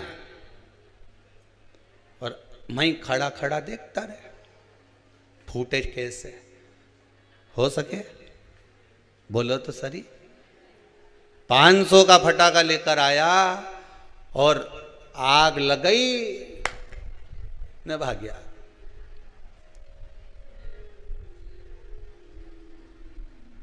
पांच सौ का फटाखा लाया, आग लगाई और भागा। छोड़कर गया कि नहीं गया? अरे बोलो तो जम के, छोड़ा भागा। उसी तरह फटाके भी हमको ज्ञान देते हैं कि 500 का लेकर आया था ने, आग लगा के 2 मिनट में भाग गया। अगर खड़ा रहता तो मुंडा काला होता कि नहीं होता? अरे बोलो तो सही है। और मुंडा तो मुंडा काला होता ने, हाथ पैर का कई होता, ये तो राम जी जानता। भागना पड़ा छोड़कर। उसी तरह 500 का फटाका लाए, छोड़कर भागना पड़ा। बस एक निवेदन है, संसार में आए हो, बहुत सी चीजें खरीदना पड़ेगी। ये घर परिवार कुटुंब कबीला सब कुछ हमने जोड़ा, ये समझ लेना फटाका है। और एक दिन इसको छोड़कर भागना पड़ेगा, रह नहीं सकते इस फटाके के पास, खड़े नहीं रह सकते। और आप में किसी में सामर्थ्यता हो तो खड़े होकर बता देना, एक पेटी में आग लगा मैं खड़े रह जाए। अभी दशहरा आने वाला है, किसी से कह देना रस्सी बम हमारे सामने जला, मैं तो यही खड़ा जा कर क्या कर लेगा। 1000 रुपए का लेके आया, 5000 का लेके आया ने, आग लगा मेरे सामने लगा। परिवार वाले के इकट्ठा कर लेना, रे फटाका है अभी आग लगाऊं, देखो 5000 का लेके आया हूं। खड़े रहोगे नहीं, आग लगाए ना, भागना पड़ेगा। उसी तरह परिवार कुटुंब कबीला नाते रिश्ते fridge cooler washing machine time, ये सोफा ये पलंग ये मकान ये जमीन ये जायदाद सारी संपदा हमने जोड़ी, ये फटाके की तरह है। जिस दिन परमात्मा आग लगाएगा उस दिन भागना पड़ जाएगा, तुरंत छोड़कर जाना पड़ेगा, निकलना पड़ेगा। बस इतना ध्यान रखो, बेटी पास में रखो, मुझको मदहोश बनाए, आग मत लगाना, आग लगाओ मुझको मदहोश भागना पड़ेगा। रहो संसार में, रहो कुटुंब में, रहो दिल नाच उठे वो, नहीं देने की मना नहीं है, घूम रहे हो। दिल नाच उठे वो, काशी का दीदार चाहिए, सबसे बड़ा काशी रहने वाला भोलानाथ चाहिए। जितने लोग टीवी पर कथा सुन रहे हैं सब सावधानी से ध्यान से सुनना। सबसे बड़ा आश्रम कौन सा? कृष्णा। कोई तुमसे कहे साधु बन जाओ, क्या हमको नहीं बनेगा? भोलानाथ कोई तुमसे कहे सन्यासी बन जाओ तो कहना रहते राजा तुम्हारा पाँव पड़े सारा सब अपनी कोई बोले तुमसे साधक बन जाओ, कोई भी नहीं बनना। कोई खोलते चलो तपस्वी बन जाओ, योगी बन जाओ, सन्यासी बन जाओ,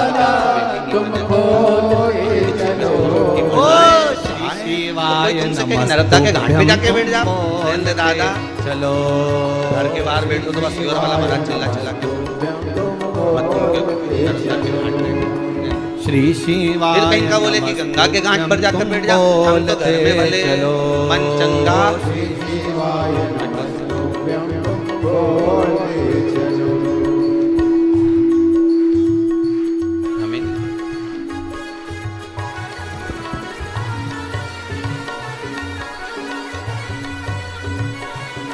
फिर कहाँ रहोगे?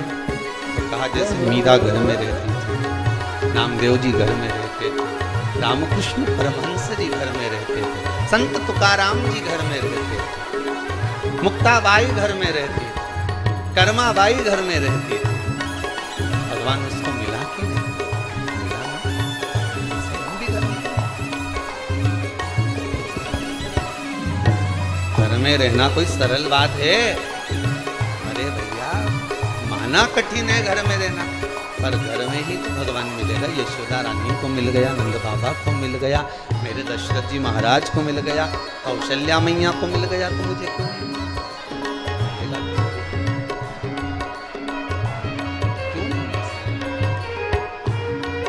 रहो घर में, बस इतना याद रखो। जैसे किसी एक सेठ जी के लड़के की शादी, सेठ जी ने कहा एक से बढ़कर एक आइटम आना चाहिए। बैंड देखो कहाँ का जोरदार है, कैसा वहां का बैंड जोरदार है, उसी को बुक करो। हलवाई कहाँ का जोरदार है, कैसा वहां का हलवाई जोरदार है, उके बुक करो। बोलो सही है कि गलत है? जिसके यहाँ अच्छी शादी होती है खूब पैसा खर्च करे तो अच्छा अच्छा चुन चुन के लाए। तो किसी ने कह दिया साहब दूल्हा काय पे बैठेगा, तो कि घोड़ी पे बैठेगा, तो घोड़ी ढूंढो। तो कैसा घोड़ी तो वो वहां की जोरदार थी साहब, ऐसी घोड़ी क्या जोरदार। दूल्हा ऊपर अगर बैठ जाए तो लगे कि दूल्हा। अगर शादी करो नहीं छोरा की तो घोड़ी तो उलंग की लाना। अच्छा ऐसा क्या हुआ घोड़ी में? अरे क्या जोरदार घोड़ी में दूल्हा जब बैठे तो ऐसा लगे। नहीं तो शादी मत कर जो साहब, घोड़ी लाओ तो उलंग की लाना, घोड़ी लाओ तो उधर की लाना। नहीं तो तुम तो शादी मत करो छोरा के, क्या पैसा खर्च करो ने घोड़ी में क्यों ला?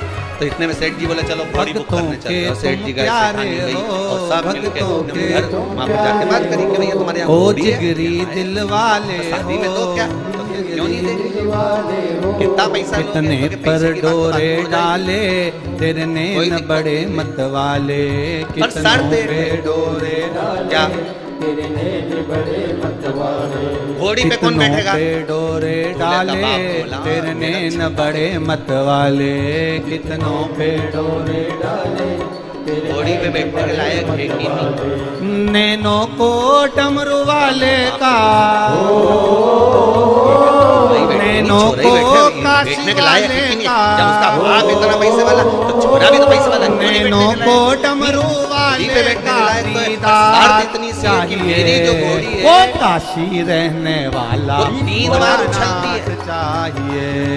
वो यहाँ से चलेगी दरवाजे पे पहुंचने से पहले 3 बार उछलेगी। वो काशी रहने वाला भोलानाथ चाहिए। दूल्हा समझ जाएगा इतना तो हमारा छोरा समझता। दूसरी बार उछलेगी, अपनी तकदीर का ताला तुम खोलते चलो, अपनी तकदीर का ताला तुम खोलते चलो। ओ श्री शिवाय नमस्तुभ्यं। तुमरा का फर्ज है कि जैसे उछले वैसे नहीं कूदा तो इसके बाद जब वो घसीट के ले जाएंगे और जगह जगह से दोची पड़े फिर हमारी घर चलो। आप बोला तुम्हें घोड़ी चाहिए कि नहीं चाहिए तो के साहब हम फोन पे बता देंगे, हम घर जाएंगे। अब घर जाके इन्हें विचार करा तो सारा रिश्तेदार मिलने आया। तुम तो साहब माँ गए थे घोड़ी बुक करने के लिए? हाँ साहब तो क्यों नहीं करी? जब तक घोड़ी नहीं करो नहीं तो शादी मत कर। जो घोड़ी होए तो वहीं की होए। अभी के कई की घोड़ी साहब 3 बार उछके और आखिरी बार उछले जब तो कूदना पड़ेगा, नहीं कूदो तो फिर वो तो जगह जगह से घसीट दे, पूरा सत्यानाश मिला दे वह घोड़ी। नहीं साहब, घोड़ी करो तो वहीं की करो। सारा पत्नी ने भी कह दिया जी कर लो ना, घोड़ी करने में क्या जाने, कर तो लो, पर वो उछके 3 बार। और 3 बार उछलने में, और तीसरी बार समझदार होगा तो कूद जाएगा। पहले छोरा से पूछ लो कूदे कि नहीं कूदे। तीसरी बार में अगर ये कूद जाए तो मेरे को घोड़ी करने में दिक्कत नहीं है। इससे पूछो पहले छोरा से। तो छोरा से पूछा क्यों रे, थारी शादी करे ने घोड़ी पे तुझे बिठाए ने, तीसरी बार में कूद ही जाएगा हो। अब ये तो बोल दिया कि हो, और ये कि जो घोड़ी पे बिठाया ने तीसरी बार में, पहली बार में तो जो कूदी तो ये बड़ा अच्छा लगा, कहीं उछली जोरदार। और दूसरी बार में जो उछली तो बापड़ा गिरता गिरता बच्चिया फिर भी दम से। और तीसरी बार में तो घोड़ी पीपल निकल। महाराज शंकर की कथा कह रहे, मेना, धन्य और कला, ये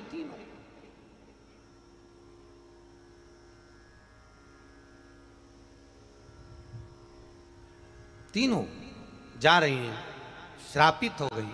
हमारा श्राप है, सनकादि कर रहे हैं, हमारा श्राप है। तुम तीनों के वस्त्र हमें लगे हैं, हम श्राप देते हैं तुम मृत्यु लोक में जन्म लोगी। तीनों चरणों में पड़ेगी, क्षमा करिए हमसे गलती हो गई। तब तुरंत सनत कुमारों ने कहा मृत्यु लोक में तुम तीनों जन्मोगी तो सही, पर एक बात याद रखना, तुम तीनों के गोद में 3 देवियां खेलेंगी जो जगत का कल्याण करेंगी। और मेना की गोद में पार्वती खेली, धन्या सुनैना बनी जिनकी गोद में सीता जी खेली, कला कीर्ति बनी जिनकी गोद में राधा जी खेली। ये 3 देवियां। और महाराज माता पार्वती की गोद में, माता मेनावती की गोद में पार्वती जी विराजमान है। इतनी देर में देवर्षि नारद का आगमन हो रहा है। इस पत्ती और 2 पत्ती के बीच में जो जगह है, अगर आप इस पत्ती को यहां से स्पर्श कर कर, इस पत्ती को यहां से स्पर्श कर कर शंकर भगवान के शिवलिंग पर अगर आप श्री शिवाय नमस्तुभ्यम कहकर, पंचाक्षर मंत्र नमः शिवाय कहकर, षडाक्षर मंत्र ओम नमः शिवाय कहकर यदि शंकर के शिवलिंग पर समर्पित करते हो तो वो 108 बेलपत्र का काम कर जाती है। पकड़ने का स्थान देखिए,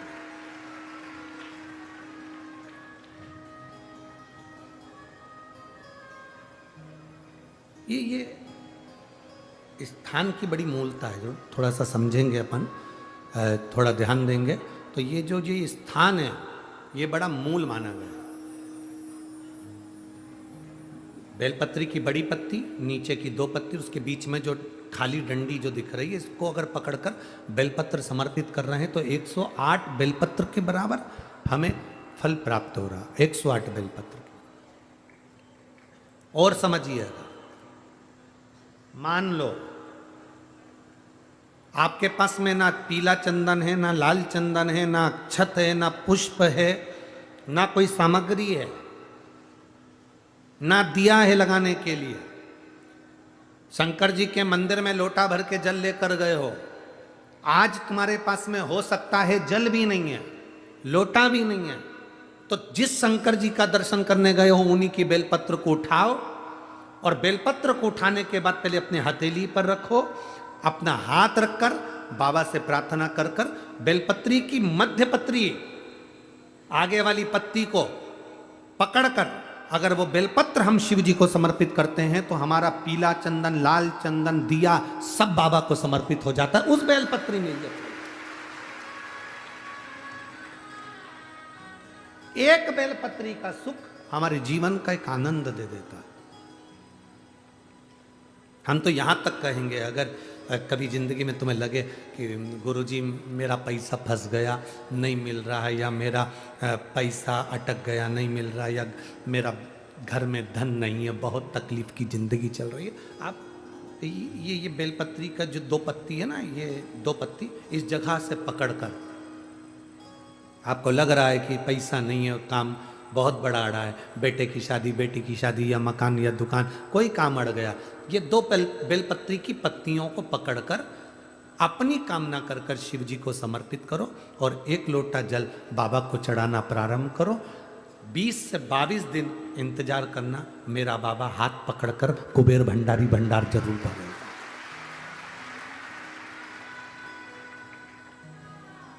दो पत्ती को पकड़कर,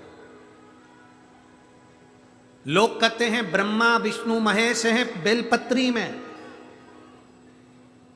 शिव जी के 3 नेत्र हैं बेलपत्री में, शंकर भगवान के त्रिशूल की 3 कोर है बेलपत्री में। हम कहते हैं अभी थोड़ा आप स्मरण करेंगे, अगर आप शिव महापुराण को अच्छे से पढ़ेंगे तो आपको ज्ञात होगा। कुबेर को धन देने वाले कौन है? बोलते जाओ जरा जमकर। कुबेर भंडारी, कुबेरेश्वर महादेव, मतलब शिव शंकर कुबेर को धन देते हैं। जिस समय पर भगवान विष्णु संपूर्ण विश्व के कल्याण के कार्य करने लगे, कुछ नहीं हाथ में रहा, तब लक्ष्मी से उन्होंने धन लिया। आपने वहां तिरुपति बालाजी की कथा सुनी होगी, लक्ष्मी से धन लिया। लक्ष्मी, इन जीवों के कल्याण के लिए तो मुझे धन दे दे। लक्ष्मी ने धन दिया। एक दिन नारायण ने पूछ लिया लक्ष्मी से, लक्ष्मी मैं नारायण, मेरे पास भी संपदा की कमी नहीं, पर तेरे पास लक्ष्मी इतनी संपदा कहां से आती है? तेरे पास इतनी संपदा कहां से आती है? लक्ष्मी जी कहती हैं, मेरी मां ने, मेरे पिता ने मुझे केवल एक ही बात सिखाई थी, किसी के आगे हाथ नहीं फैलाना है, शंकर की स्तुति करना है। लक्ष्मी जी कहती हैं, जब मुझे जरूरत पड़ती है मैं कुबेर को साथ में लेकर पहुंचती हूं। बेलपत्री की ये बीच वाली पत्ती है शिव, माता लक्ष्मी और कुबेर, उन दोनों के सामने हाथ पसार कर कुबेरेश्वर महादेव से मांग रहे हैं, भगवान शंकर से मांग रहे हैं। लक्ष्मी जी कहती हैं, वो शिव मुझे प्रदान करते हैं दोनों हाथों से, और मैं वो लेकर आती हूं जनमानस के कल्याण की।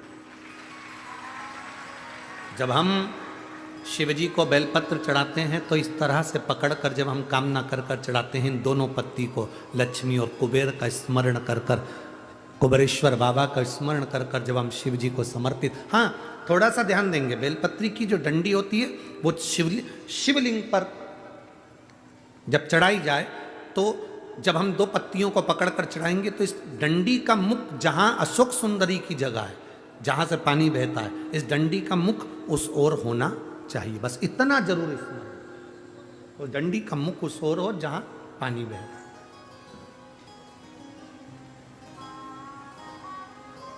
जिस जगह से जल बह, जिनके यहाँ पितृदोष होता है, काल सर्प दोष होता है, वास्तु दोष होता है, उनको ज्यादा कुछ नहीं करना होना।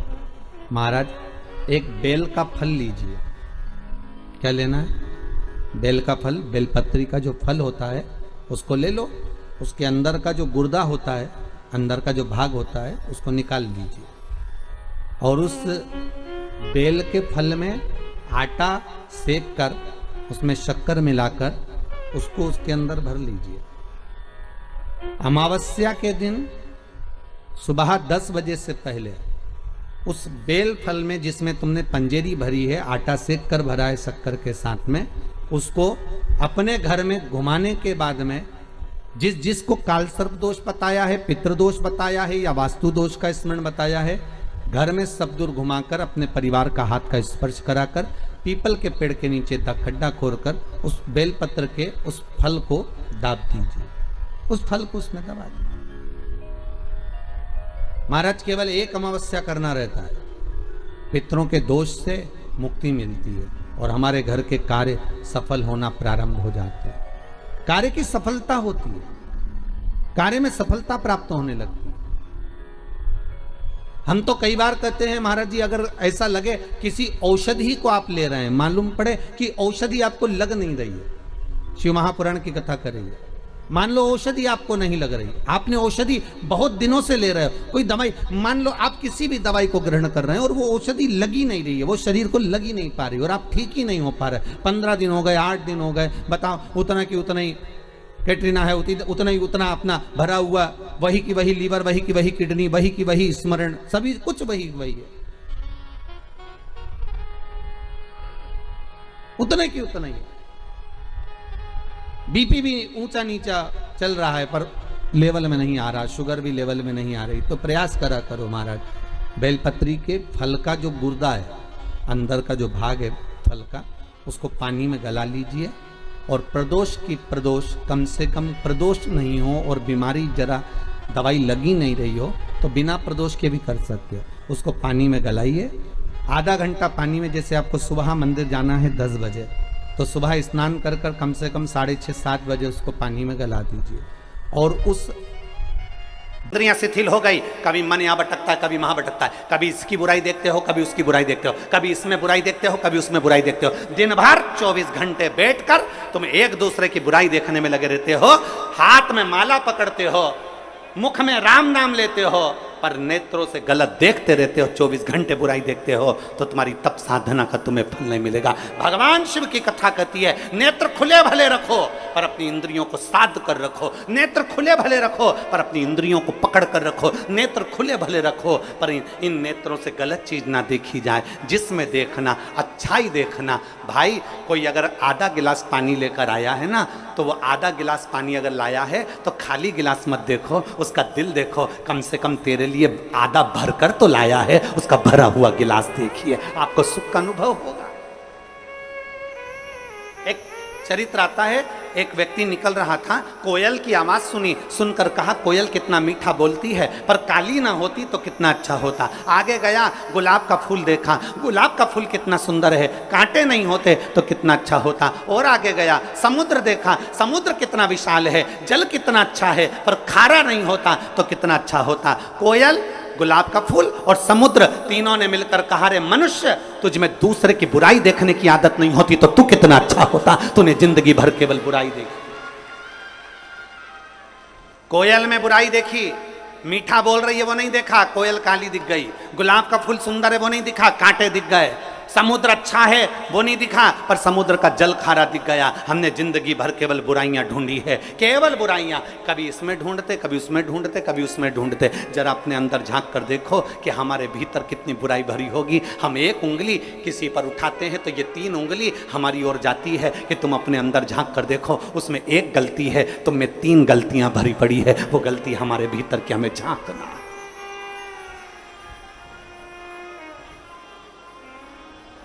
वो गलती हमारे भीतर की झांक। शिव जी कह रहे हैं मैं खुली आंखों से तप करूंगा, नेत्र खोल लिए। शिव महापुराण की कथा कहती है 1000 वर्ष तक मेरे शंकर भगवान ने नेत्र बंद नहीं करे, 1000 वर्ष तक मेरे शिव नेत्र बंद नहीं करे, 1000 वर्ष तक मेरे ओघड़दानी मेरे शंभु नेत्र बंद नहीं करे। लग गए, आंखें झपकी नहीं, पलक झपकी नहीं, नेत्र खुले की खुले। 1000 वर्ष निकल गए, 1000 वर्ष, तब अघोर शस्त्र प्राप्त कर लिया और प्राप्त करते से ही भगवान शंकर ने अपने नेत्र को बंद किया। बंद करते से ही भगवान शंकर का जैसे ही नेत्र बंद हुआ, उससे एक बिंदु नीचे गिर गया। जब बहुत देर तक आंख खुली रहती है, बहुत देर तक आंख खुली रहती है, पलक नहीं झपकती, तब आंख में से एक आंसू गिर जाता है। शिव जी की आंख से वो आंसू गिरा।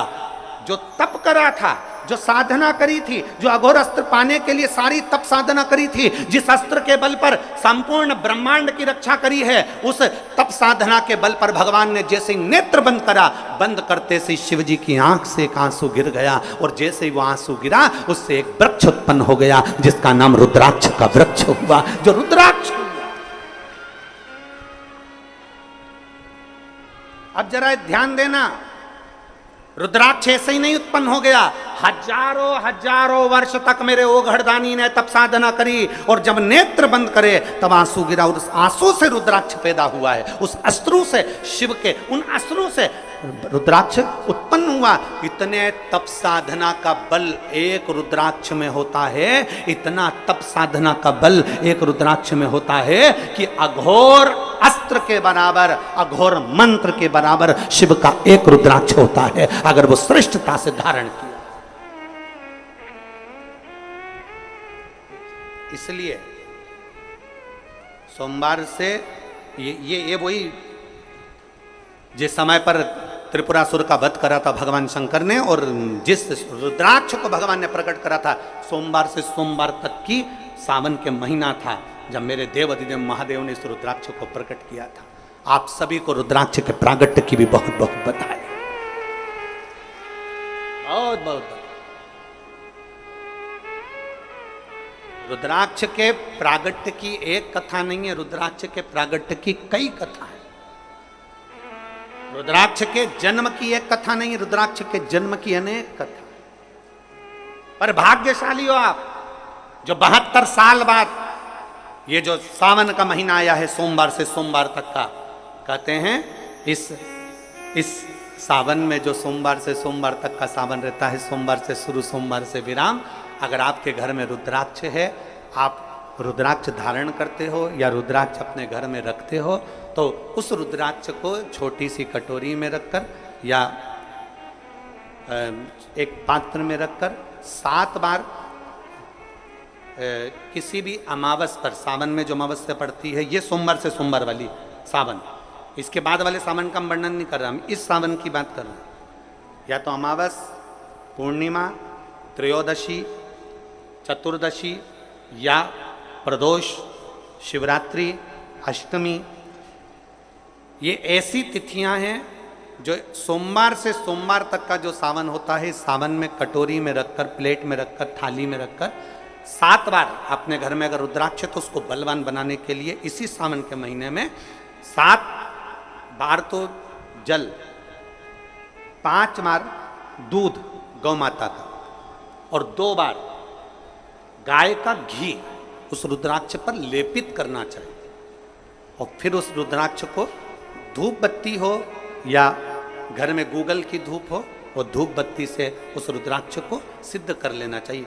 कुछ नहीं आता ना, शिव का नाम लो, श्री शिवाय नमस्तुभ्यम बोलो, और उस रुद्राक्ष का स्पर्श कर कर अपने गले में धारण करते हो तो गले में, पूजन में रखते हो तो पूजन में, या किसी कार्य सिद्धि के लिए रखते हो तो कार्य सिद्धि के लिए। अगर ये सोमवार से चालू होने वाले सावन को, सोमवार से विराम होने वाले सावन में अगर हम सिद्ध कर लेते हैं तो वो रुद्राक्ष हमारे जीवन का सबसे श्रेष्ठ रुद्राक्ष हो जाता है,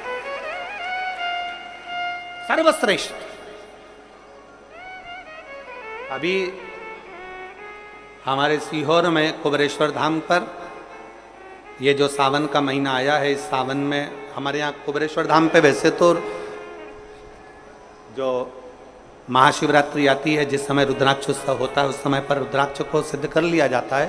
पर जो सावन ये आया है, इस सावन में हमारे यहाँ प्रतिदिन बाबा के रुद्राक्ष को सिद्ध करते हैं। प्रतिदिन नियम है रुद्राक्ष पर जल चढ़ाना, दूध चढ़ाना, घृत लगाना और बाबा के रुद्राक्ष, क्योंकि इतने भक्त आते हैं उनके लिए वो रुद्राक्ष सिद्ध हो।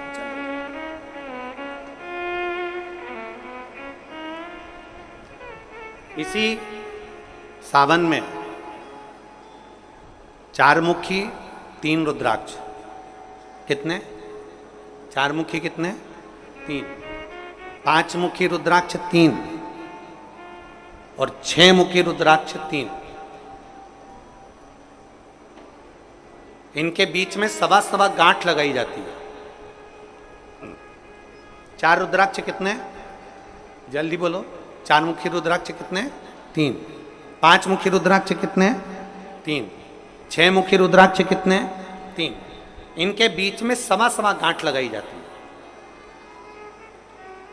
मतलब एक गांठ पूरी लगाई जाती है, फिर आधी गांठ लगाकर फिर रुद्राक्ष को डाला जाता है लाल धागे में, फिर सवा गांठ, ऐसी चलती है। 9 रुद्राक्ष होते हैं कुल टोटल। अगर ये 9 रुद्राक्ष को शंकर भगवान के शिवलिंग के पास में रखकर ये सावन, इसको अन्य सावन में नहीं कर सकते, केवल इसी सावन। भगवान शिव के मंदिर में शिवलिंग के पास उसको रखकर 7 लोटा जल, 5 बार दूध और 2 बार घृत अगर लेपन कर दिया जाता है उस माला को, और उसी माला को हम बेलपत्री के पेड़ के नीचे बैठकर अपने गले में अगर धारण कर लेते हैं तो दुनिया का ऐसा कोई कार्य नहीं जो तुम्हारे लिए हो नहीं, पक्के में होकर ही मानता है। उस रुद्राक्ष का इतना महत्व, ये तुम जो सहज में सुन रहे हो ना, हम फिर कहेंगे दया सिंह, जो हम फिर दया सिंह जी को धन्यवाद देंगे कि ये जो सावन के महीने की कथा लिए दया सिंह जी, ये साधारण नहीं है। दुनिया के लोग भले इसको सहजता में रख लें। 27 जुलाई 1953 में ये सावन आया था, उसके बाद 2024 में ये सावन आया। लोग तरसते हैं इस सावन के लिए कि इसमें हमें रुद्राक्ष को सिद्ध करना है, हमें इसमें बेलपत्र का पान करना है, इसमें हम जो मांगेंगे हमारा बाबा कृपा करने के लिए तत्पर रहता है। ये वो रुद्राक्ष का आनंद पाते। मैं धन्यवाद देता हूं दया सिंह जी आपको बहुत बहुत, और पूरी समिति को, बोलबम सेवा कल्याण समिति को धन्यवाद देता हूं। और जितने भिलाईवासी इस कथा को सुन रहे हैं, भले तुम्हें छाता लगा कर बैठना पड़े, भले तुम्हें पन्नी लगा कर बैठना पड़े, पर अगर 1 मिनट भी आप कथा का रिस्पॉन्ड कर रहे हो, टीवी के सामने, मोबाइल के सामने अगर सुन रहे हो, तो सहज मत समझना क्या फल मिलेगा। हम तो कहते हैं कि 3 महीने में मिलता है, हम तुमको कहीं नहीं जा रहे, 1 महीना तुम्हारे इसी छत्तीसगढ़ में है, हम 1 महीने में फल देखना प्रारंभ करेंगे, प्रयास करेंगे। आप उस सावन की महत्वता तो जानो, शिव नाम की महत्वता तो जानो। दे देना या सामान दे देना। शिव को अगर कुछ देना है, शंकर को यदि कुछ प्रदान करना है, तो शिव महापुराण की कथा कहती है कि शिव को मात्र 1 लोटा जल यदि आपने समर्पित कर दिया तो शंकर ने आपके लिए कुबेर का खजाना खोल दिया। ऐसा सरल देव कहीं नहीं मिलने वाला।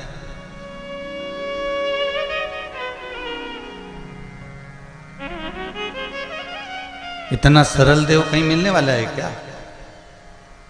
अन्य देवताओं के पूजन के लिए तो आपको सामान जुटाना पड़ता है कि ये लाओ, कि वो लाओ, कि ये पूजन करना है तो इसके लिए ये इतना इकट्ठा करना पड़ेगा, यज्ञ करना है तो इसके लिए इतना इकट्ठा करना पड़ेगा, सामान लाना है तो उसके लिए इतना इकट्ठा करना पड़ेगा, सामान एकत्रित करना पड़ेगा, ये सामान लाना पड़ेगा, वो सामान लाना पड़ेगा। पर शिव की पूजन के लिए आप कुछ एकत्रित करो मत करो।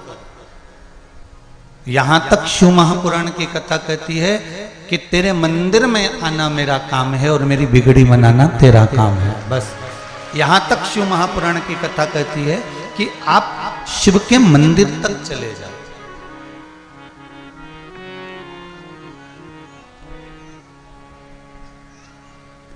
आप शंकर जी की चौखट तक चले जाओ, शिव के दरवाजे तक चले जाओ, शिव के मंदिर तक चले गए, शंकर के द्वार तक चले गए, शंकर की चौखट तक चले गए, शंकर के दरवाजे तक भी पहुंच गए, उसके मंदिर तक भी पहुंच गए, तो ये पक्का है कि शिव आप पर कृपा की दृष्टि कर ही देगा। ये बिल्कुल निश्चित है।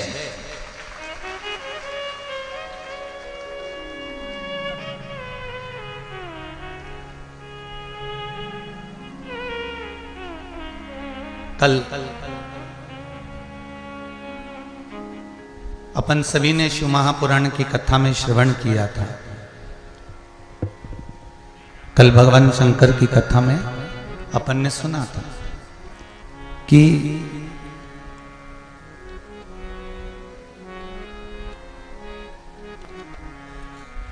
दुर्गा भवानी माता से कहा गया कि जाओ और जाकर आकाश मंडल में असुरों ने जल को रोक रखा है, मृत्यु लोक से जल भूमि के नीचे से प्रकट नहीं हो रहा है, नदियां, तालाब, बावड़ी, कुंड सब खाली पड़े हुए हैं, आप जल की व्यवस्था करो।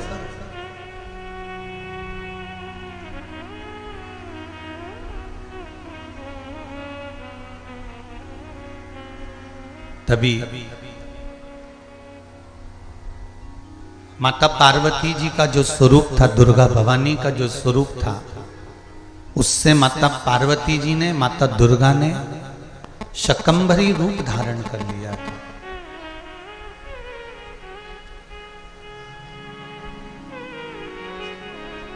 शकंभरी रूप धारण कर लिया।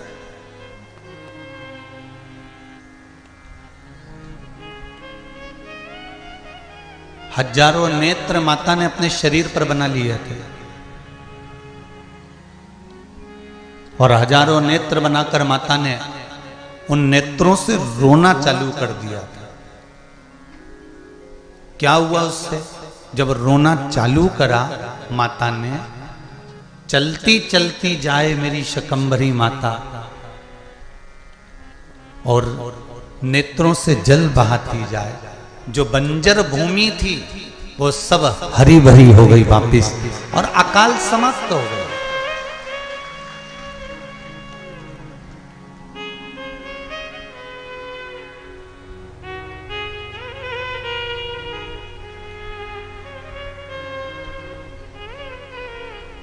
जब संसार के ऊपर काल मंडराने लगता है, चारों तरफ जब सूखा पड़ने लगता है, कहीं विपदा आन खड़ी होती है, तब शिव पंचायत में से मां दुर्गा को बाहर निकालकर खड़ा कर दिया जाता है कि अब तुमको संभालना है, अब तुमको देखना है, अब तुम जाओ।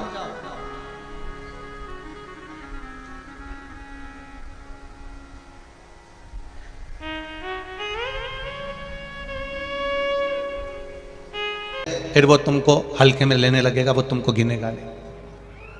मैं अपनी सास से दुखी हूं, वो हल्के में रहने लगेगा, तुमको गिनेगा नहीं। अपने दुख पड़ोसी कभी नहीं काटेगा। अपनी तकलीफ को अपने पड़ोसी या रिश्तेदार, नातेदार या कुटुंब वाले नहीं काटेंगे। आपके जीवन में अगर दुख है, आपके जीवन में तकलीफ है, तो वो कोई दूसरा काटने वाला नहीं होगा। किसी की सामर्थ्यता नहीं है कि कोई आपके दुख को काट दे। आपके दुख को आपको स्वयं को काटना है, क्योंकि कर्म का जो लेखनी है वो हमारे ऊपर लिखी हुई है। उस कर्म की लेखनी को हमें स्वयं काटना पड़ेगा। मत बुरे कर्म कर बंदे, वरना पछताएगा। भगवान की आंखों से तू बच नहीं पाएगा, तू बच नहीं पाएगा। अरे ओ अज्ञानी मत करना दानी। संत शिरोमणि परम पूज्य गुरु नानक देव जी महाराज, संत शिरोमणि परम पूज्य गुरु नानक देव जी महाराज से बाले ने एक बार कह दिया कि गुरुदेव, आप कहते हो कि सर्वस्व परमात्मा है, हर जगह पर ईश्वर है। हाँ, पर वो दिखता तो है ही नहीं। परम पूज्य संत शिरोमणि, संतों में संत आनंद कराने वाले गुरु नानक देव जी से बाले ने पूछा, आप कह रहे हो कि परमात्मा सब दूर है, तो वो दिखता क्यों नहीं, नजर क्यों नहीं आता? गुरु नानक देव जी ने कहा, बाले, परमात्मा सब दूर है, पर उसको देखने के लिए दृष्टि कोई गुरु ही दे सकता है। कभी प्रैक्टिकल करना, आपके पास में कितनी धूल उड़ रही है, आपके पास में छोटे छोटे कण इतने उड़ रहे हैं, इतने घूम रहे हैं कि आप अंदाजा नहीं लगा सकते। आपको दिख रहे हैं क्या? नहीं दिख रहा है। आपके पास में कोई कांच हो, उस कांच को धूप में से अपने पास में से कहीं रोशनी करना, और उस धूप की रोशनी के बीच में जो कांच और धूप के बीच में जो जगह मिले, उसमें देखना आपको वो छोटे छोटे कण उड़ते हुए नजर आएंगे। आते कि नहीं आते? कभी कभी आपने बच्चों के साथ में देखा होगा, बच्चे लोग जब वो कांच की रोशनी करते हैं तो उसमें वो छोटे छोटे कण नजर आ रहे हैं। वो छोटे छोटे कण दिख रहा है। ये देखने के लिए आपको दर्पण की जरूरत पड़ी। परमात्मा को देखने के लिए परमात्मा सर्वस्व विराजमान है, हर जगह जगह बैठा हुआ है, हर चप्पे चप्पे में है, हर पशु पक्षी जीव में परमात्मा बसा हुआ है। इसको देखने के लिए आपको गुरु जो नेत्र देगा, जो दर्पण देगा, उस नेत्र की जरूरत पड़ती है। और वो नेत्र बाले को संत शिरोमणि श्री गुरु नानक देव जी ने दिया। बाले को अभी भी विश्वास नहीं हुआ तो गुरु नानक देव जी ने कहा ये कबूतर ले जा, इस कबूतर को लेके जा, कहीं ऐसी जगह पर इसको समाप्त करना जहां कोई इसको ना देखे। बाले कबूतर लेकर गया, जंगल में पहुंचा, वहां पर उस कबूतर को मारने वाला था। इतने में उसको लगा कि वृक्ष देख रहे होंगे, कोई देख रहा है, तो वहां से आगे गया तो कहा पक्षी देख रहे होंगे, और आगे गया तो सोचा आसमान देख रहा है, और आगे गया तो कहा जल देख रहा है। बाले उस कबूतर को वापस लेकर आ गया। गुरु नानक देव जी से कहा गुरुवर आप सत्य कहते हो, कण कण में परमात्मा समाया हुआ है, वो सर्वस्व है, क्योंकि दृष्टि से वो नजर आ गया।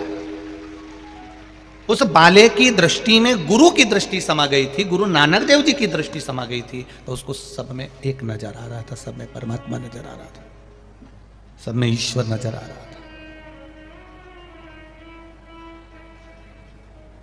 अकेले रो लोगे ना चल जाएगा, कर्जा हो गया, तकलीफ आ गई, कष्ट आ गया, बीमारी आ गई, रोग आ गया, कोई दुख आ गया, आप खुद उसको भोगोगे और खुद उस दुख को समाप्त कर सकते हो।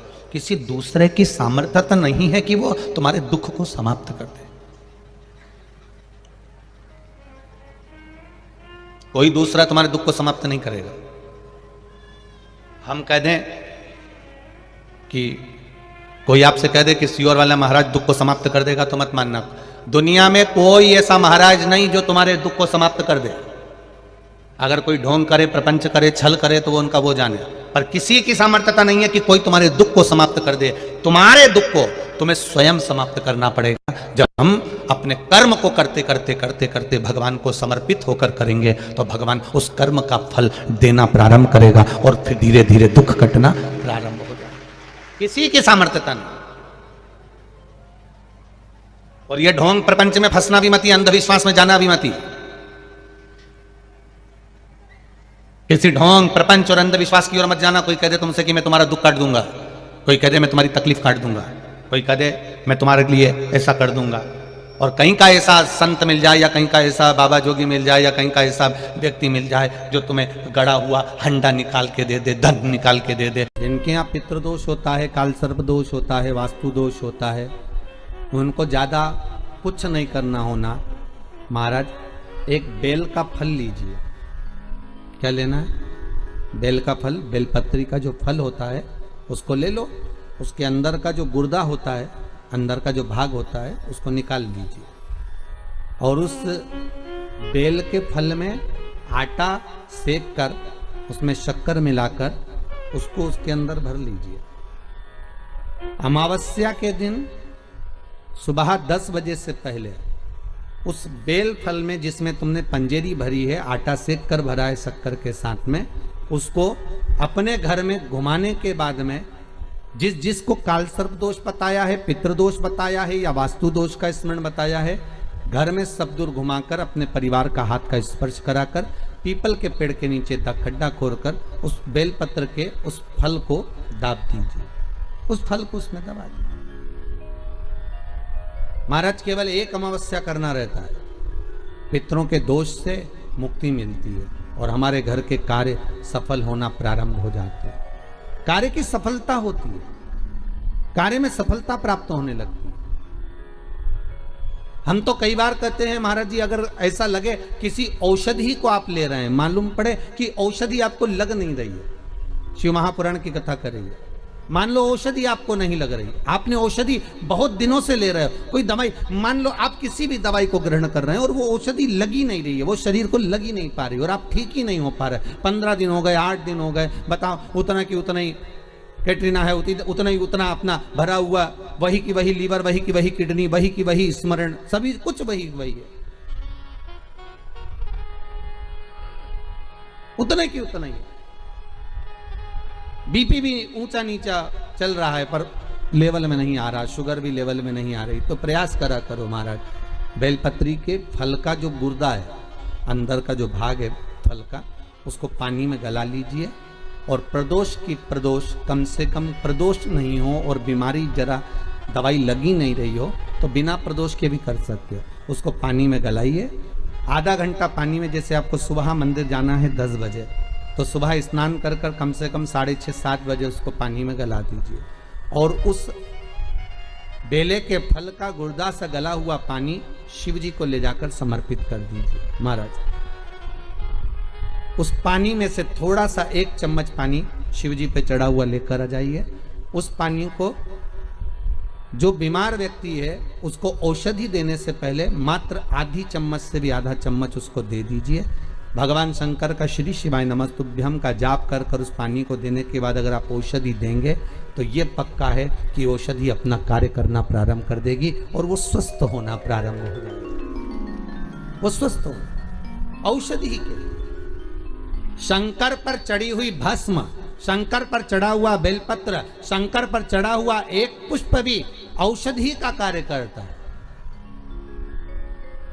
शिव महामृत्युंजय। अरे मार्कंडू जी के पुत्र मार्कंडे जो शंकर की आराधना में डूबे हुए थे, जिनकी उम्र कम थी, जिनकी आयु मात्र 12 वर्ष की थी और प्राण छूटना थे, और वो मार्कंडू जी के पुत्र मार्कंडे जी भगवती स्मरण में ऐसे डूब गए कि उनके मुख से महामृत्युंजय मंत्र का उद्घोष हो गया।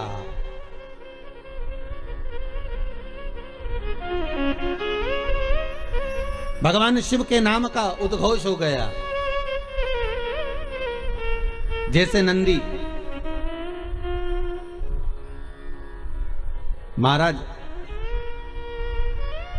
शिलाद नाम का ब्राह्मण जिनको ऋषि भी कहा गया है, जिनका नाम था शिलाद। क्या नाम है उनका? जम के बोलिए। शिलाद ब्राह्मण है, ऋषिवर है। और शिलाद ब्राह्मण है, ऋषि हैं,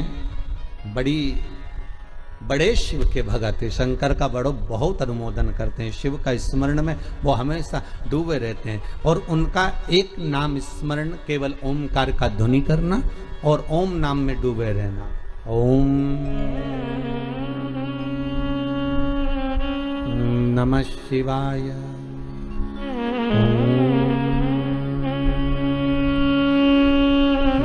नमः शिवाय, ओम नमः शिवाय। भगवान शिव की भक्ति में डूबे रहते।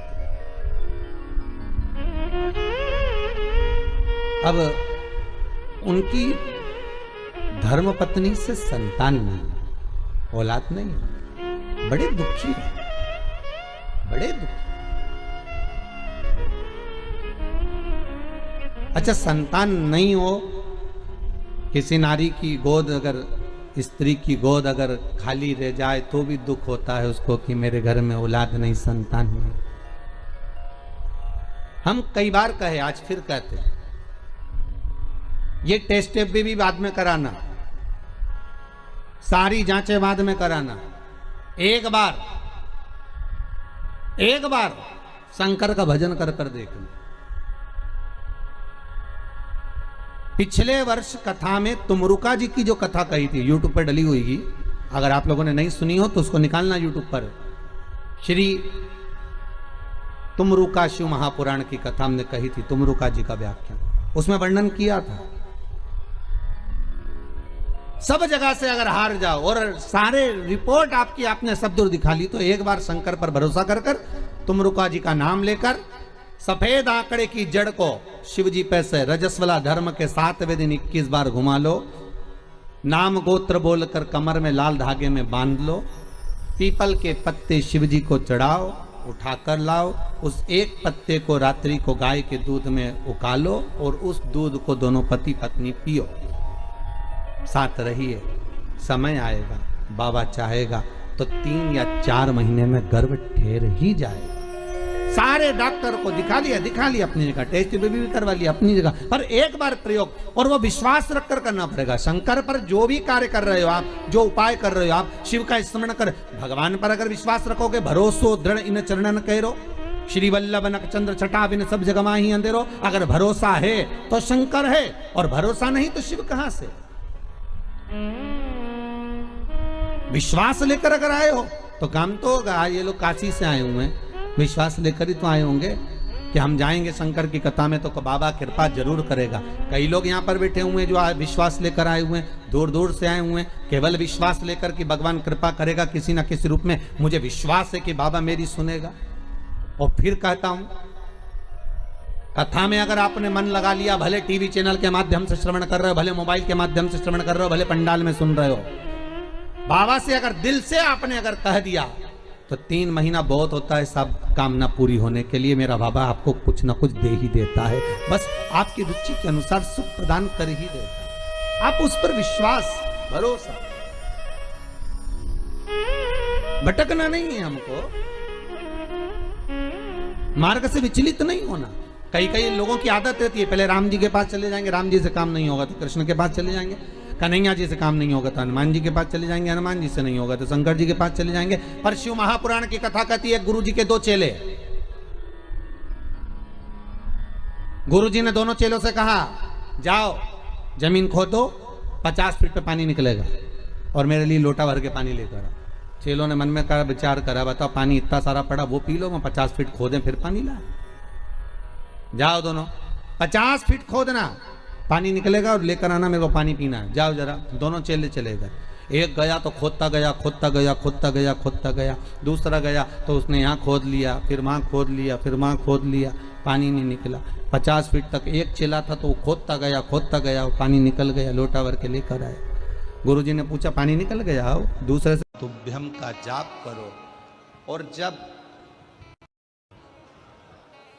शिवलिंग जलाधारी ये चरण जहाँ से पानी बहकर नीचे गिरता है, वहाँ अपने हाथ को लगाकर अपने दुख को, अपनी तकलीफ को शंकर के उस अशोक सुंदरी गणेश कार्तिकेय के स्थान का स्पर्श करते हुए बाबा से जरूर कहो कि जैसे ये तुम्हारी बेटी है उसी तरह मैं तुम्हारी बेटी हूँ, जैसे तुम्हारे ये बेटे हैं वैसे मैं तुम्हारा बेटा हूँ। इनके दुख को आपने मिटाया था, मुझे भी अपनी बेटी मानकर मेरे दुख को मिटा दीजिए, मेरे दुख को समाप्त कर। किसी से मत कहो पर शिव से कहो, शंकर से।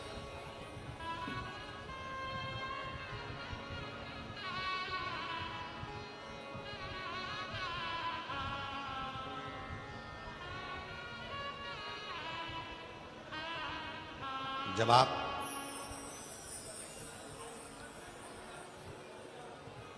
चरण पकड़कर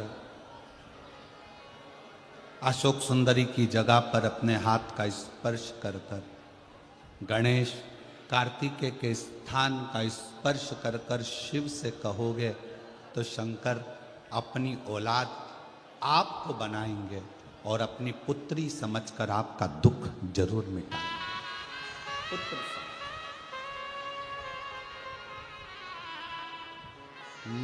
महादेव नमन चरणों में, महादेव नमन चरणों में, स्वीकार कीजिए सबका किया है, मेरा भी उद्धार कीजिए, उद्धार कीजिए। है त्रिपुंडधारी, है त्रिशूलधारी,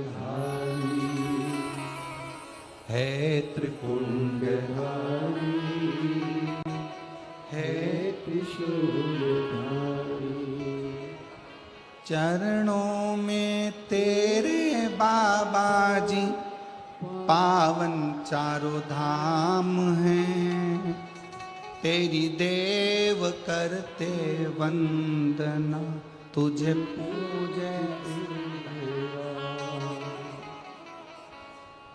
अपने इस पगले भक्त का उद्धार कीजिए, सबका किया है मेरा भी उद्धार कीजिए, उद्धार कीजिए। आप भी बोलिए, महादेव नमन चरणों में, महादेव नमन चरणों में स्वीकार कीजिए। सबका किया है मेरा भी उद्धार कीजिए, उद्धार कीजिए। हे त्रिपुंडधारी, हे त्रिशूलधारी, हे त्रिपुंडधारी, हे त्रिशूलधारी। हो जाए पूरी कामना कल्याण कीजिए, हो जाए पूरी कामना कल्याण कीजिए। सबका किया है मेरा भी उद्धार कीजिए। महादेव नमन चरणों में स्वीकार कीजिए। सबका किया है मेरा भी उद्धार कीजिए, उद्धार कीजिए। आप शिव जी को जहाँ जल बहता है उस स्थान पर अपना हस्त कमल रखकर बाबा को अपने मन का भाव दिल से, दुनिया का